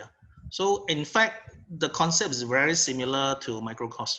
So I do recommend some of you, if you want to start, then you can look at the microcourse. It's very effective. So of course, the rollout is I start with retail with finance knowledge. So after that, I add another module forecast, add another marketing, slowly add, because the basic is still retail. So after that, you switch to, this is one customer group. Next customer group is B2B. Then you have two more customer group is service and ECM, e-commerce. In fact, in MonsoonSIM, they simulate 4 groups of customers who behave quite differently. Of course, you have Ocean, all these are psychology metrics. And then after that, you learn how to B2B. After that, you start to combine everything, B2B plus retail, then how they interact each other, then slowly turn on 9 modules, 10 modules, and then eventually 13 modules with complexities, meaning that I turn on like importers, meaning that you need to take care of Forex. So sometimes somewhere that I turn on ECM, you have to take care of vendors out of stock. There's a setting there. So all this. So I just show you some for the new ones. So some of this like accrue accounting, which involve accrual accounting, which involve accounts receivable, accounts payable. So all these are set at the beginning. This was no, because that makes a simpler game. After I turn on yes, then the finance will have, of course, these 2 metrics. So payables and receivable. All these concepts I explain one by one. That is built on top of the core the knowledge they already learned. So this is how basically I teach for the first 6 weeks. So at the end of the 6 weeks, so I will have a practical test individual. Then later we move on to group. We form teams, ask them to form a team with their friends, 5 person. Then we move into team games. So, okay, now I talk about a bit on the team games. So before that, I would like to highlight this. Okay, this is by Mr. Abby. So they posted somewhere. Actually, this is from Michigan State University by Dr. Gresby. So this is one of, I just take part of his testimony. Because when I read through this testimony, I look at it, I was like, oh, I'm not the only one. So those that highlighted in red actually resonate with me. For example, you look at some of the, so MonsoonSIM, they're going to use it in a master program. So as a way to introduce students who have limited business background, similar to my situation, I have one student who knows nuts. To the task of integration required in the business settings, precisely my problem. The SIM requires students to learn and understand business and run the business, precisely my point, before you even touch on ERP. Now, next thing, the ability to provide students performance data for them to analyze and use their analytics skills to determine appropriate business strategy. We'll come to that later when I talk about a bit on decision making. And next thing, I'm looking forward to replace this MonsoonSIM with SAP. Sorry, any SAP? No, I assume there are no SAP people around. Sorry that I have done that already. So this is what I have done also. So the next 2, in fact, is what I present. For that, I use Odoo, then also with a bit of SAP, I try SAP Business by Design. I also have joined SAP University Alliance program back in even 2011. So I sent for training, but at the end, it never, sorry to say that the effect is not there, because the students, as I said, you need to know 200 terms relationship, and then the content is very dry because it's not dynamic. It's not like MonsoonSIM is a game.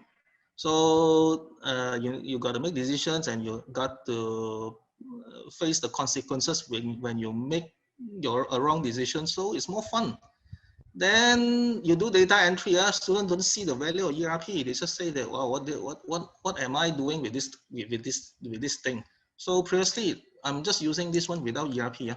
So it's very dry. All this all word, and then very complicated. Then all this manual. So it doesn't deliver that feeling, that or learning experience, although it is very hands-on. So Hence, I'm not sorry to say that I'm not doing a hard sale for MonsoonSIM, I have to be honest. But I used 2 years, 1 year plus to justify, to convince my faculty to switch from SAP, the program, to MonsoonSIM, because we had that a budget. Since then, nobody say a word. And last 2 weeks, thank you, MonsoonSIM and Mr. Abby. They conduct online training, TTT, train the trainer or experience MonsoonSIM. My university got 10 lecturers attend, 4 from business faculty, 6 from IT faculties, because they have listened, they have heard a lot of MonsoonSIM, so they all come and join. And then my feedback is very fun, very practical. These are the 2 words I hear from my colleagues. Okay, now to report interpretation. Now, basically, although this is just my very simple value chain of information system that I tell my students. So when you look at the information system, what is the value? What is this used for?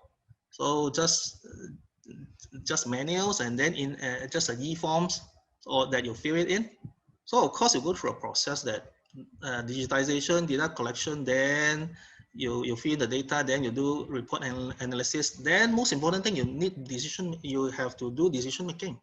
So this is called data-driven decision making with a proper ERP system. Okay, so, and then this is my motivation. So because at the end of the class, I need to do both. So first thing, MonsoonSIM will cover reporting and decision making.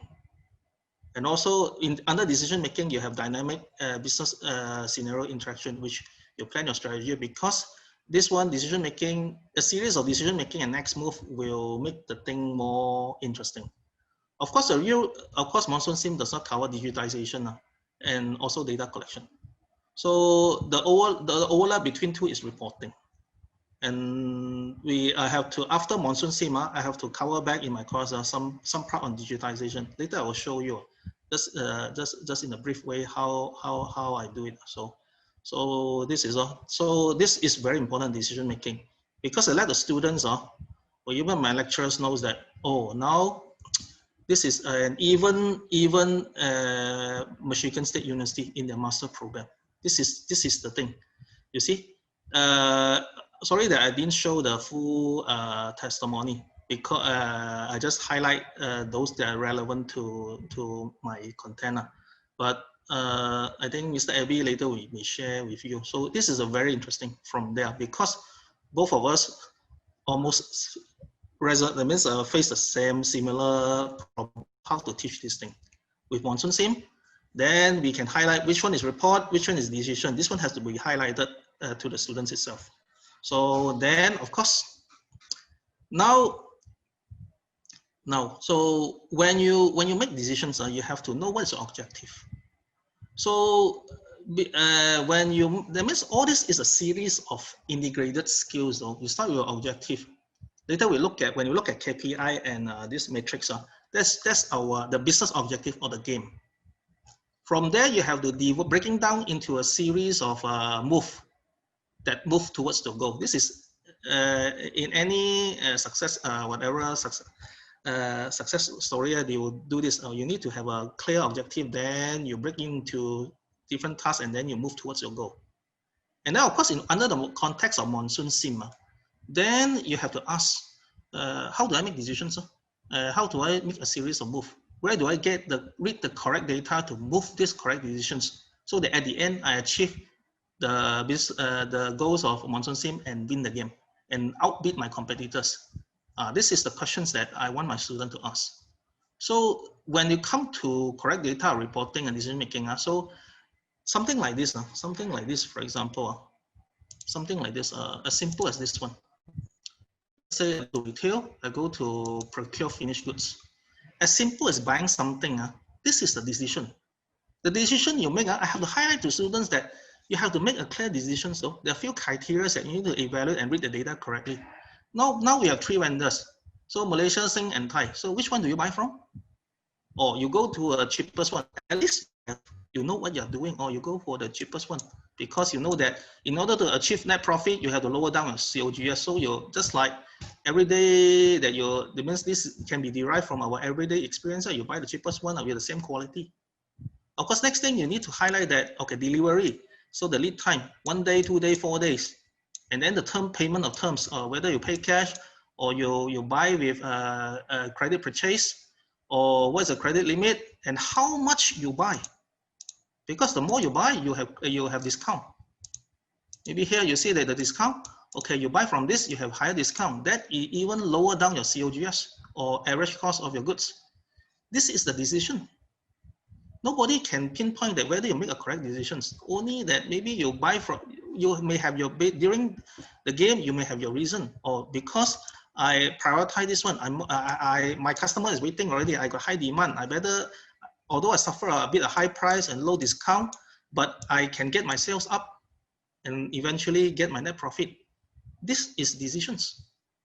So it makes the thing that this is, I tell a student there's no right or wrong. You're not memorizing something and go to the exam and write it down. So this is a dynamic. So you have to understand this one. And then I cannot even I myself, I cannot tell you a clear-cut answer. You have to see that at the end with a combined series of move, whether you outbid the next guy sitting next to you or not. So that's why the basic question is, what should I do? So this one, okay, again, go back, objective, what can you do? Where do you get your correct data? So this is what I want to highlight. This is actually automatically, when you play the game, is kind of with a, as I said just now, with a very minimum, should I use the word minimum? With a minimum set of theory, they are onto the game already, and they learn it during the game on the spot.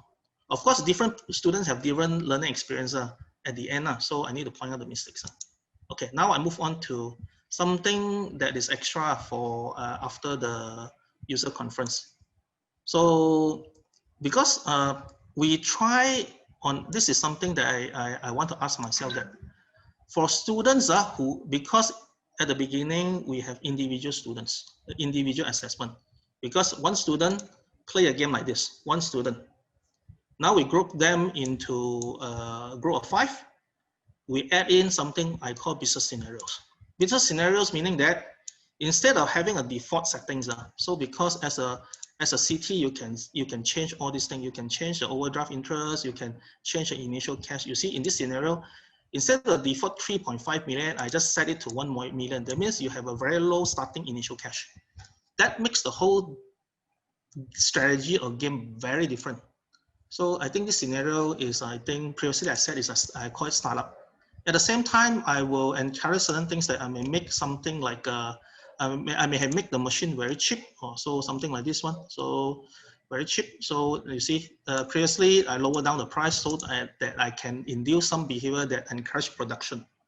So these are the scenarios. So the scenarios that I have designed, so this is the scenario I designed. At the end, I designed around like 12 scenarios. So standard, moderate, tough, retail, tough market. So tough market meaning that there's very low demand. Prosperous market meaning that both B2B, e-commerce, service, all those, like you have, seems like you have endless business, like all the orders start to drop from sky like that. So of course at the end, like a moderate market meaning that you have moderate demand. Then I set in some high HR expenses. So for example, like this in this game, typically by default in a standard game, so HR staff is 4%.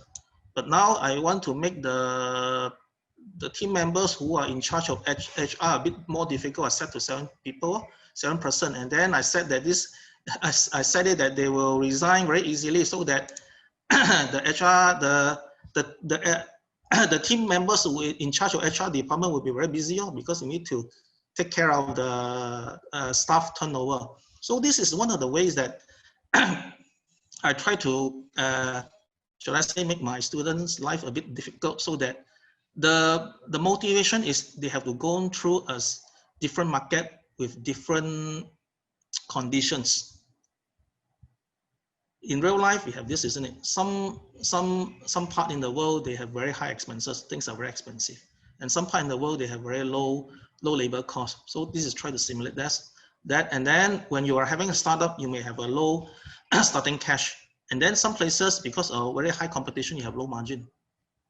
So we, in fact, what we have done is we play, because the reason why this is what we play, later I explain this point.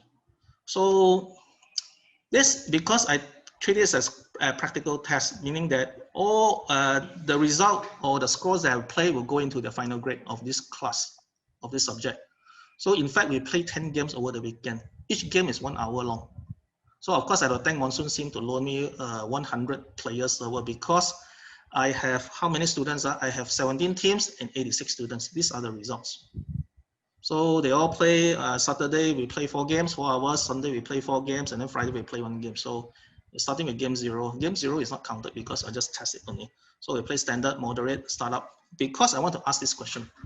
Because I discovered that from the observation, students who did quite well in some scenarios, but not others, discover that some teams are actually memorizing their steps or using the same strategies. So when they put into the dynamic situation or the scenarios start to change, conditions start to change, they are not doing well. So I call this team unstable and not consistent. And then the data have showed that. Okay, this one, I do a scoring matrix. If you do a ranker, so that means in a market, because I have 2 marketplaces back then. Then when I when I try to see that whether they have consistent, meaning that this is different scenarios, just like rank 0, because this basically follow this series. So game 1, game 2. So you find that some teams have very high standard deviation. So meaning especially some of the team. So especially you look at the last team. So they have been ranked in some game. They are ranked number 1, but in some game they rank number 6 or 7. You see, they means like and that's somewhat like this one. So they have been ranked 1 before, but they can bankrupt and drop to rank 7 on rank 8 or almost last in the marketplace. So you see that. This shows that in fact, students if they play a lot of standard, they will find that they memorize the step. So first 2 days do what, the next 10 days do what, they memorizing the steps. So I just try to prove my theory that I put them through a lot of different things, and then my theory is correct. Some teams are very consistent. Of course, some are consistently good, some are consistently bad. So like the team number 3, they're consistently bad. Their standard deviation is 1.5, but their average is always 7. So somewhere there. But you look at the first team, so this one, because they bankrupt at even as stable as the first team, or very consistent game. So even game 8, they bomb it. So they go bankrupt. So you see that in game 8, which is a top market with high expenses, the good teams don't know what they have done, so they bankrupt, and then the poor teams still survive though. This is very, to me, is very surprised. So this is actually a very good case studies that I need to do. I need to do more studies to how to look into it. So I do have some suggestions from MonsoonSIM, just my personal suggestions. I do suggest that during competition, let the teams, instead of playing 1 game, go through a few games with different scenario and then aggregate the score. That will really show the true potential or true strength of a particular team. So because my data show that some of them like standard deviation very high, that means they are not very stable. Sometimes they score the second in the marketplace, then suddenly they score 8 and then back to 4 already. So you see, the standard deviation that is more than 2, I will call it, is a very inconsistent team. So this is just one of my findings that is extra compared to what I presented back in the Penang conference. Okay, now just quickly go through that. Okay, this I have presented before, because ultimately I need to teach ERP system. Again, MonsoonSIM is just a bridge. So what I did is in June semester, I have given my students 3 assignments also. This is what I have. The assignment is still ongoing. I still don't have a full answers yet because I asked them. I teach them how to install Odoo, suite CRM that I have shown you just now on AWS. I also teach them how to install ERP Next in the VirtualBox. So after that, I create 5 days of data on MonsoonSIM. Because why? I need to teach them something. I call it digitization. So digitization meaning that day 0, all this actually when you do set your data back in day 0, in fact, like this is day 100, but day 0 they already data there already. So all the things are set up. All the some of the entry at initial cache has been set up there. So I tell my students, go and get a blank ERP. I show you how to start it. You'll find out that even day 0 is super not easy. You need to key in a lot of things. So of course, this is just now that what I have shown is I will install 2 of the system in AWS EC2. This is also part of the game. I'm not part of the coursework. And then I create one MonsoonSIM, and then I run just 5 days of the MonsoonSIM. I ask all of them to log on to the to this marketplace. So this all my students. They're not playing the games. I just ask them, go inside and get your data. I want you to use this MonsoonSIM data to map into a real ERP. So you've been having fun playing the games. So now try to experience how in real world, as if that you have, it means you make a MonsoonSIM company. So just like this one, you have a MonsoonSIM company, or you have like this one, this is a MonsoonSIM company. So you, let me see account. So you create your MonsoonSIM company like this one. Just borrow the MonsoonSIM Academy for realism purpose. Just make it look a bit like reality like that. So now you set up a MonsoonSIM Academy. So after that, you need to set a lot of things. This is a blank software, no data. So what are you going to do? So where are you going to get the data? So what you're going to set first? What you're going to configure first? So at least I will give them a guideline. So this one. So I say that you need to set up master data, starting from company, chart of accounts, vendors, suppliers, product, customers, warehouse, employees, user, and then e-commerce portal. So same thing, you need to duplicate it in two of the ERP. So including, you see this one. So like chart of accounts, you go to MonsoonSIM, you go to finance, you take your profit and loss. So these are all your operating expenses. So these are some of the operating expenses. Please go to this account, chart of accounts, and then you try to map it inside. See where you have to duplicate the set of accounts into this blank ERP. So these are expenses. Where does it go through? Exist by default. They have already have some accounts, expenses account being set up already in, but you double check whether the MonsoonSIM have any extra account or not. Salary is there or not? Rental is there or not? So forex loss is there or not? You better create it. So this is one of the very simple exercises or a sign exercise that I ask my student to do. So now this is still ongoing. So next thing, after setting up the master data, so you have to set transaction data. So transaction data like this one, purchase finished goods. How do you duplicate or map this data into a real ERP system? So you click, very fun, isn't it? But in real life, how the system carries out.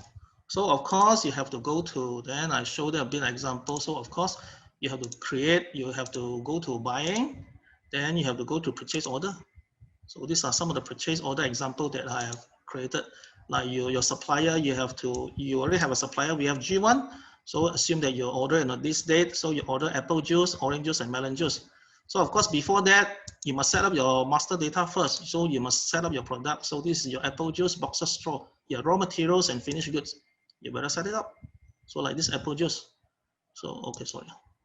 So like this one, put in something, key in the price and things like that, purchase. So a simple one. So this one, just to let them experience with bridging. After playing MonsoonSIM, you need to bridge the gap. Okay, this is, Okay, after that, more, this is CRM. Now, sorry to say that we are still, that's why I highlight here. I still figure out how to map B2B of MonsoonSIM into CRM. Since this is still a task that me and my students still try to figure out how this is being done. So I still do not have answers for that. For ERP, we do have some answers already. So at least let them experience. At the same time, I tell my students, marketing and MonsoonSIM may not or can't be mapped into CRM because MonsoonSIM marketing is for B2C. So traditional, this CRM is for B2B. So you have to take care of it. So these are some of the nitty gritty that I need to inform my students during the mapping. Of course, this is the e-commerce. So when you have set up the product, so we configure so that it will appear as a e-commerce portal, just like as to simulate this part. So in MonsoonSIM, you have e-commerce, isn't it? Or e-commerce. So this is a self-serve e-commerce. I tell them this is not a marketplace. So like most of the ERP, they already have this function built in. So as long as you link it to your product master, so this kind of software like what it means when you log out, this is when you log out like this, this is already a e-commerce page already. So you need to configure it out so that when a customer comes in, so this is it will be your de facto e-commerce portal. So this is what I have told them. Okay, next thing. So now I'll make, because I think that at the time, so I try to make it a bit faster, so a bit over time already. Now, including, now we talk about the assessment in MonsoonSIM. So this has been presented before. So actually, in order to assess MonsoonSIM, you can base on two things, either KPI or metrics. So KPI is more on the absolute number. So you have this KPI score by target, no, this one KPI, you can enter that. Of course, this one you can set something like a retail sales or whatever. When it appears, so this means KPI is to teach students to hit some quota or target numbers.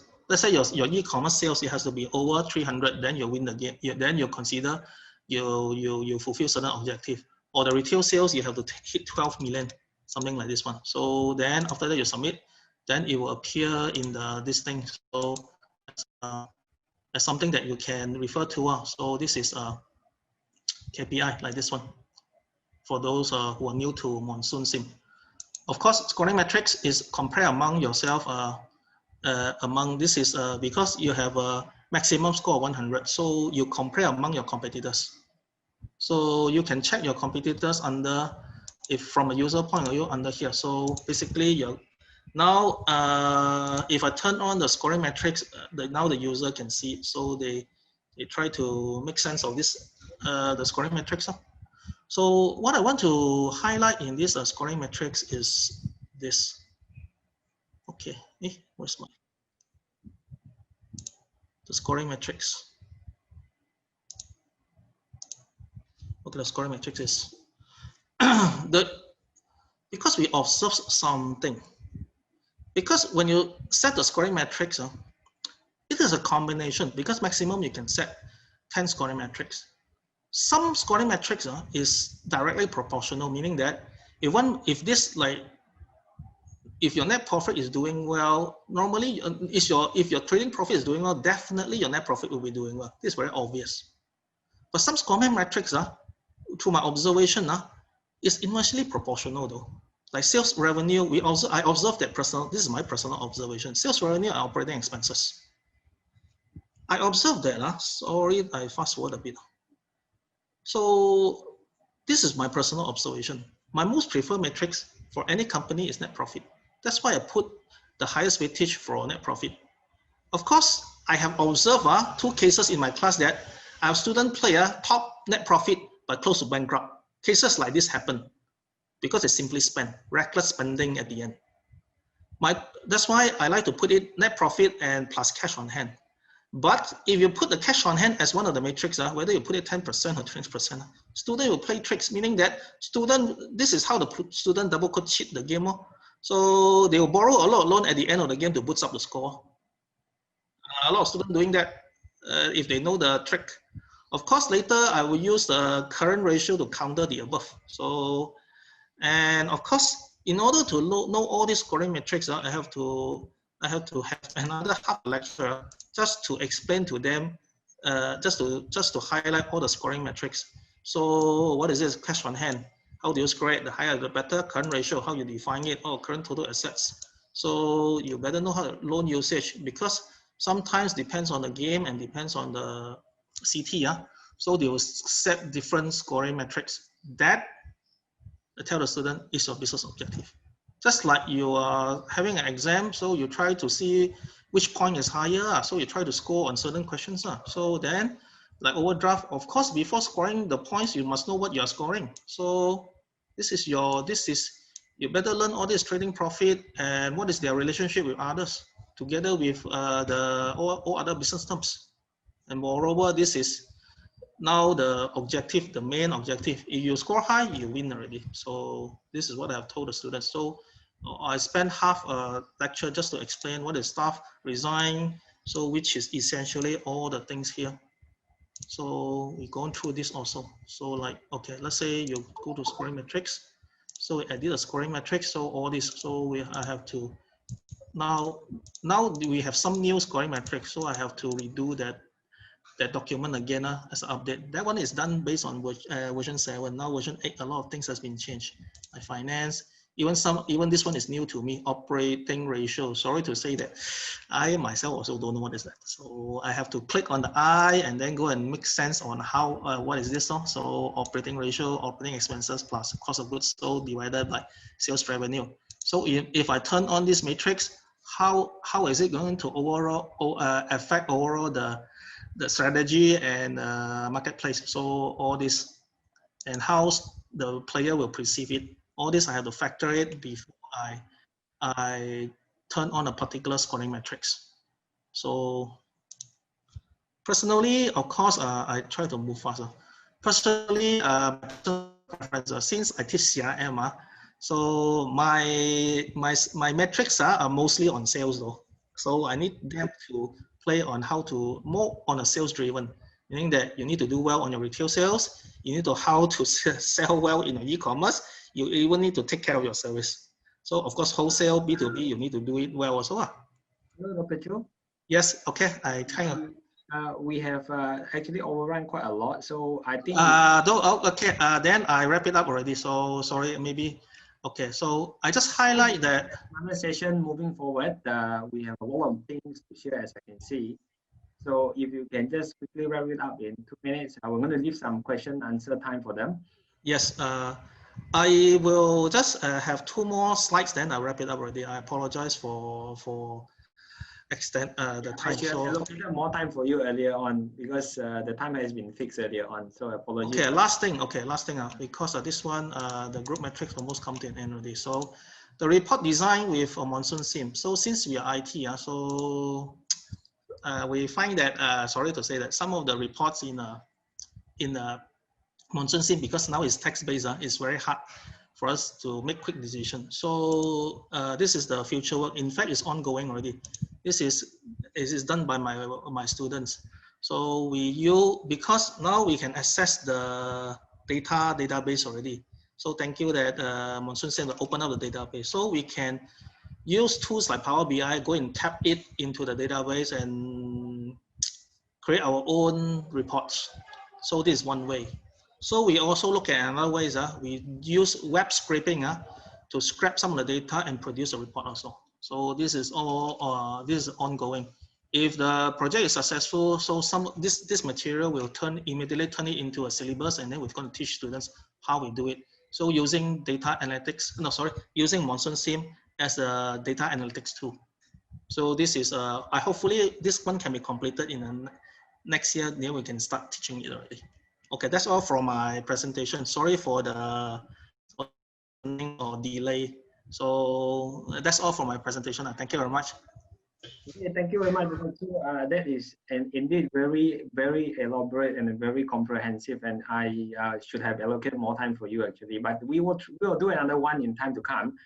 All right, so ladies and gentlemen, my apology for the session to be a bit overrun, but I hope it's going to be helpful for some of you. So now I open the floor for everyone or anyone who want to ask any question about MonsoonSIM or about what you want to know about Dr. Choo, Dr. Jonathan presentation. So we're going to open the floor for about maybe 5-10 minutes. May I ask this, so when you start using MonsoonSIM, did you charge the cost of the students? Is this question for Dr. Choo? Yeah, I will start. So for actually, the faculty absorb the cost. Okay, so maybe hope you can get the answer for the one. So basically, that means this is under faculty budget. So, and because when I first justify it, I have to define the courses and how many students. So then the faculty say that, okay, this is okay. Then he approves it. Then until now, we've been third year subscribing, renewing it. Am I correct? Yeah, we renew for third year, continue to renew it already. So then of course, because the faculty now, as IT faculty, don't say anything, all keep quiet already. Otherwise, there won't be 10 lecturers from UTAR attending the online training. So that is from my side. Okay, good, mate. So hopefully you can hopefully that answer your question. And you could actually speak to any one of us later on if you need to know further how that can be done or per student basis. Yeah. Next question is web scraping. Yeah, that's from Paramin. Dr. Choo, want to take on that very quickly? He's asking, can you elaborate a bit more about web scraping? Nothing much, because it's currently done by my students. So it's a final year project. So he basically used Python, like any other, to do this with IT. So you just call some libraries to do some web scraping. But the idea is that because, okay, let me show you. So like this kind of forecast, because some of the data that we need to construct report, and it is not in a database, so we need that. So sometimes that, okay, there are a few ways we can do it. Of course, you can go to the BI and extract and download the thing. Okay, like this inventory, and then you download it. But this is just one of the ideas we are toiling with. So that, like for example, the the wholesale demand. So like this kind of wholesale demand. So we try to, because there are data points, so we try to get the data. Like we open this one, scrap it, and then immediately the message will appear in Power BI using Python. Okay, Paramin, maybe I add on to what Dr. Choo had just mentioned. In case some of our audience are not familiar with this technical term, so web scraping is basically a method used, a software algorithm to collect information from either a web page or an online source, right? We call it scraping or parsing information in technical terms. For MonsoonSIM, some students have used this. We've observed this. Paramin, you also know that I attend the competitions. So I observed this in some university students where they use an algorithm to scrape the information and collect it into another table where they can process it. Now, I think we've had this discussion before, and especially for the CTs that are among us, does web scraping make it easier for a team to win? Yes and no. It provides you with the information at one go, but your reaction still counts. So we may remember that there were some teams that used web scraping that actually won, and I think that's fair and square. If we look at the teams that didn't use web scraping, there are also a significant number of them who are among the champions. So it's fair to say that it's a tool that can be used by anybody, should they know how. I don't think we want to contest on that, but it is a useful tool, and it can be done via a number of languages. Python is just one of them. It can be even done in Java if you wish. Thank you very much, Jonathan, for throwing some light on it. So, okay, Paramin, you okay with that? So we can take this offline, of course, yeah. If you need, were there any more questions from there? We'll take one more question before I pass it over to FD. Yeah, hi, I've got a question. Yeah, my name is Yiwei. Okay, Yiwei. Yeah, full-time faculty at SUSS. This is a question more for John, right? Because just now he mentioned something about experiential education. In fact, his whole presentation was on that. So there was one part that he mentioned specifically that when he does certain things in his class, the students would say, "Oh, you've actually activated certain prior knowledges."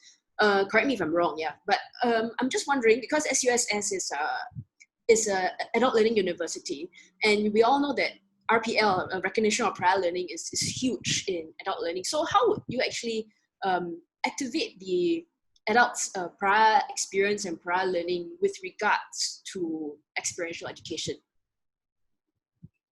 Wow. Okay. Let me give you, probably this is best illustrated in a scenario. Okay. I asked them to create a discussion on medical ethics. So is it ethical? Should abortions be allowed? I know that in the audience we're going to have a lot of different opinions here. But hold on to that for a while. Whatever your opinions are, I will show you that they are valid. Right? What my task for them is for them to justify why or why not. So there was no right answer. In some cases it's legal, some cases it's not. Some people believe it's ethical, moral. Some people believe it's not. And that's all fine in their own belief systems, right? As long as you don't impose it on another person, of course. So when I got them to present that, right, even within groups of 5, they start having arguments, and they start thinking like, hey, you know, I've always thought that life is precious in China, but is it life? So is an unborn child life? And then the argument all starts, right? These are very common arguments. These arguments reveal that they have certain preconceived notions about, in this case, the topic of life and therefore the termination of an unborn fetus. Now, this is also equally applied to a business strategy, say for MonsoonSIM, for those of us who are more interested in that side. Some of my students will say, hey, you know, you drop the price, right? The demand will go up. Right? And then they drop the price and the demand doesn't go up. Like, why? So like, I have to ask them, why do you think that you drop the price, demand go up? Well, supply and demand theory, what? Yeah, but you're assuming all things are constant in supply and demand theory. Here you have another 15 to 20 other teams, right? You drop the price. Maybe other people are going to do the same. Maybe other people have higher market share. What about consumer loyalty? What about advertising? You know, all these things. So that's where oh yeah, I'm assuming a few things. Then they start diverging from their original assumptions. You can even bring this to a cultural context when we bring it for our overseas learning trips. You expect a certain person to respond in a certain way, but it doesn't happen. Why? Right? These opposing information to hypothesis are very important for us to debunk the assumptions. And that's how I use it.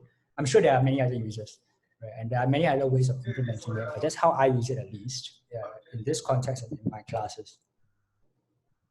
All right, thanks, John. Okay, so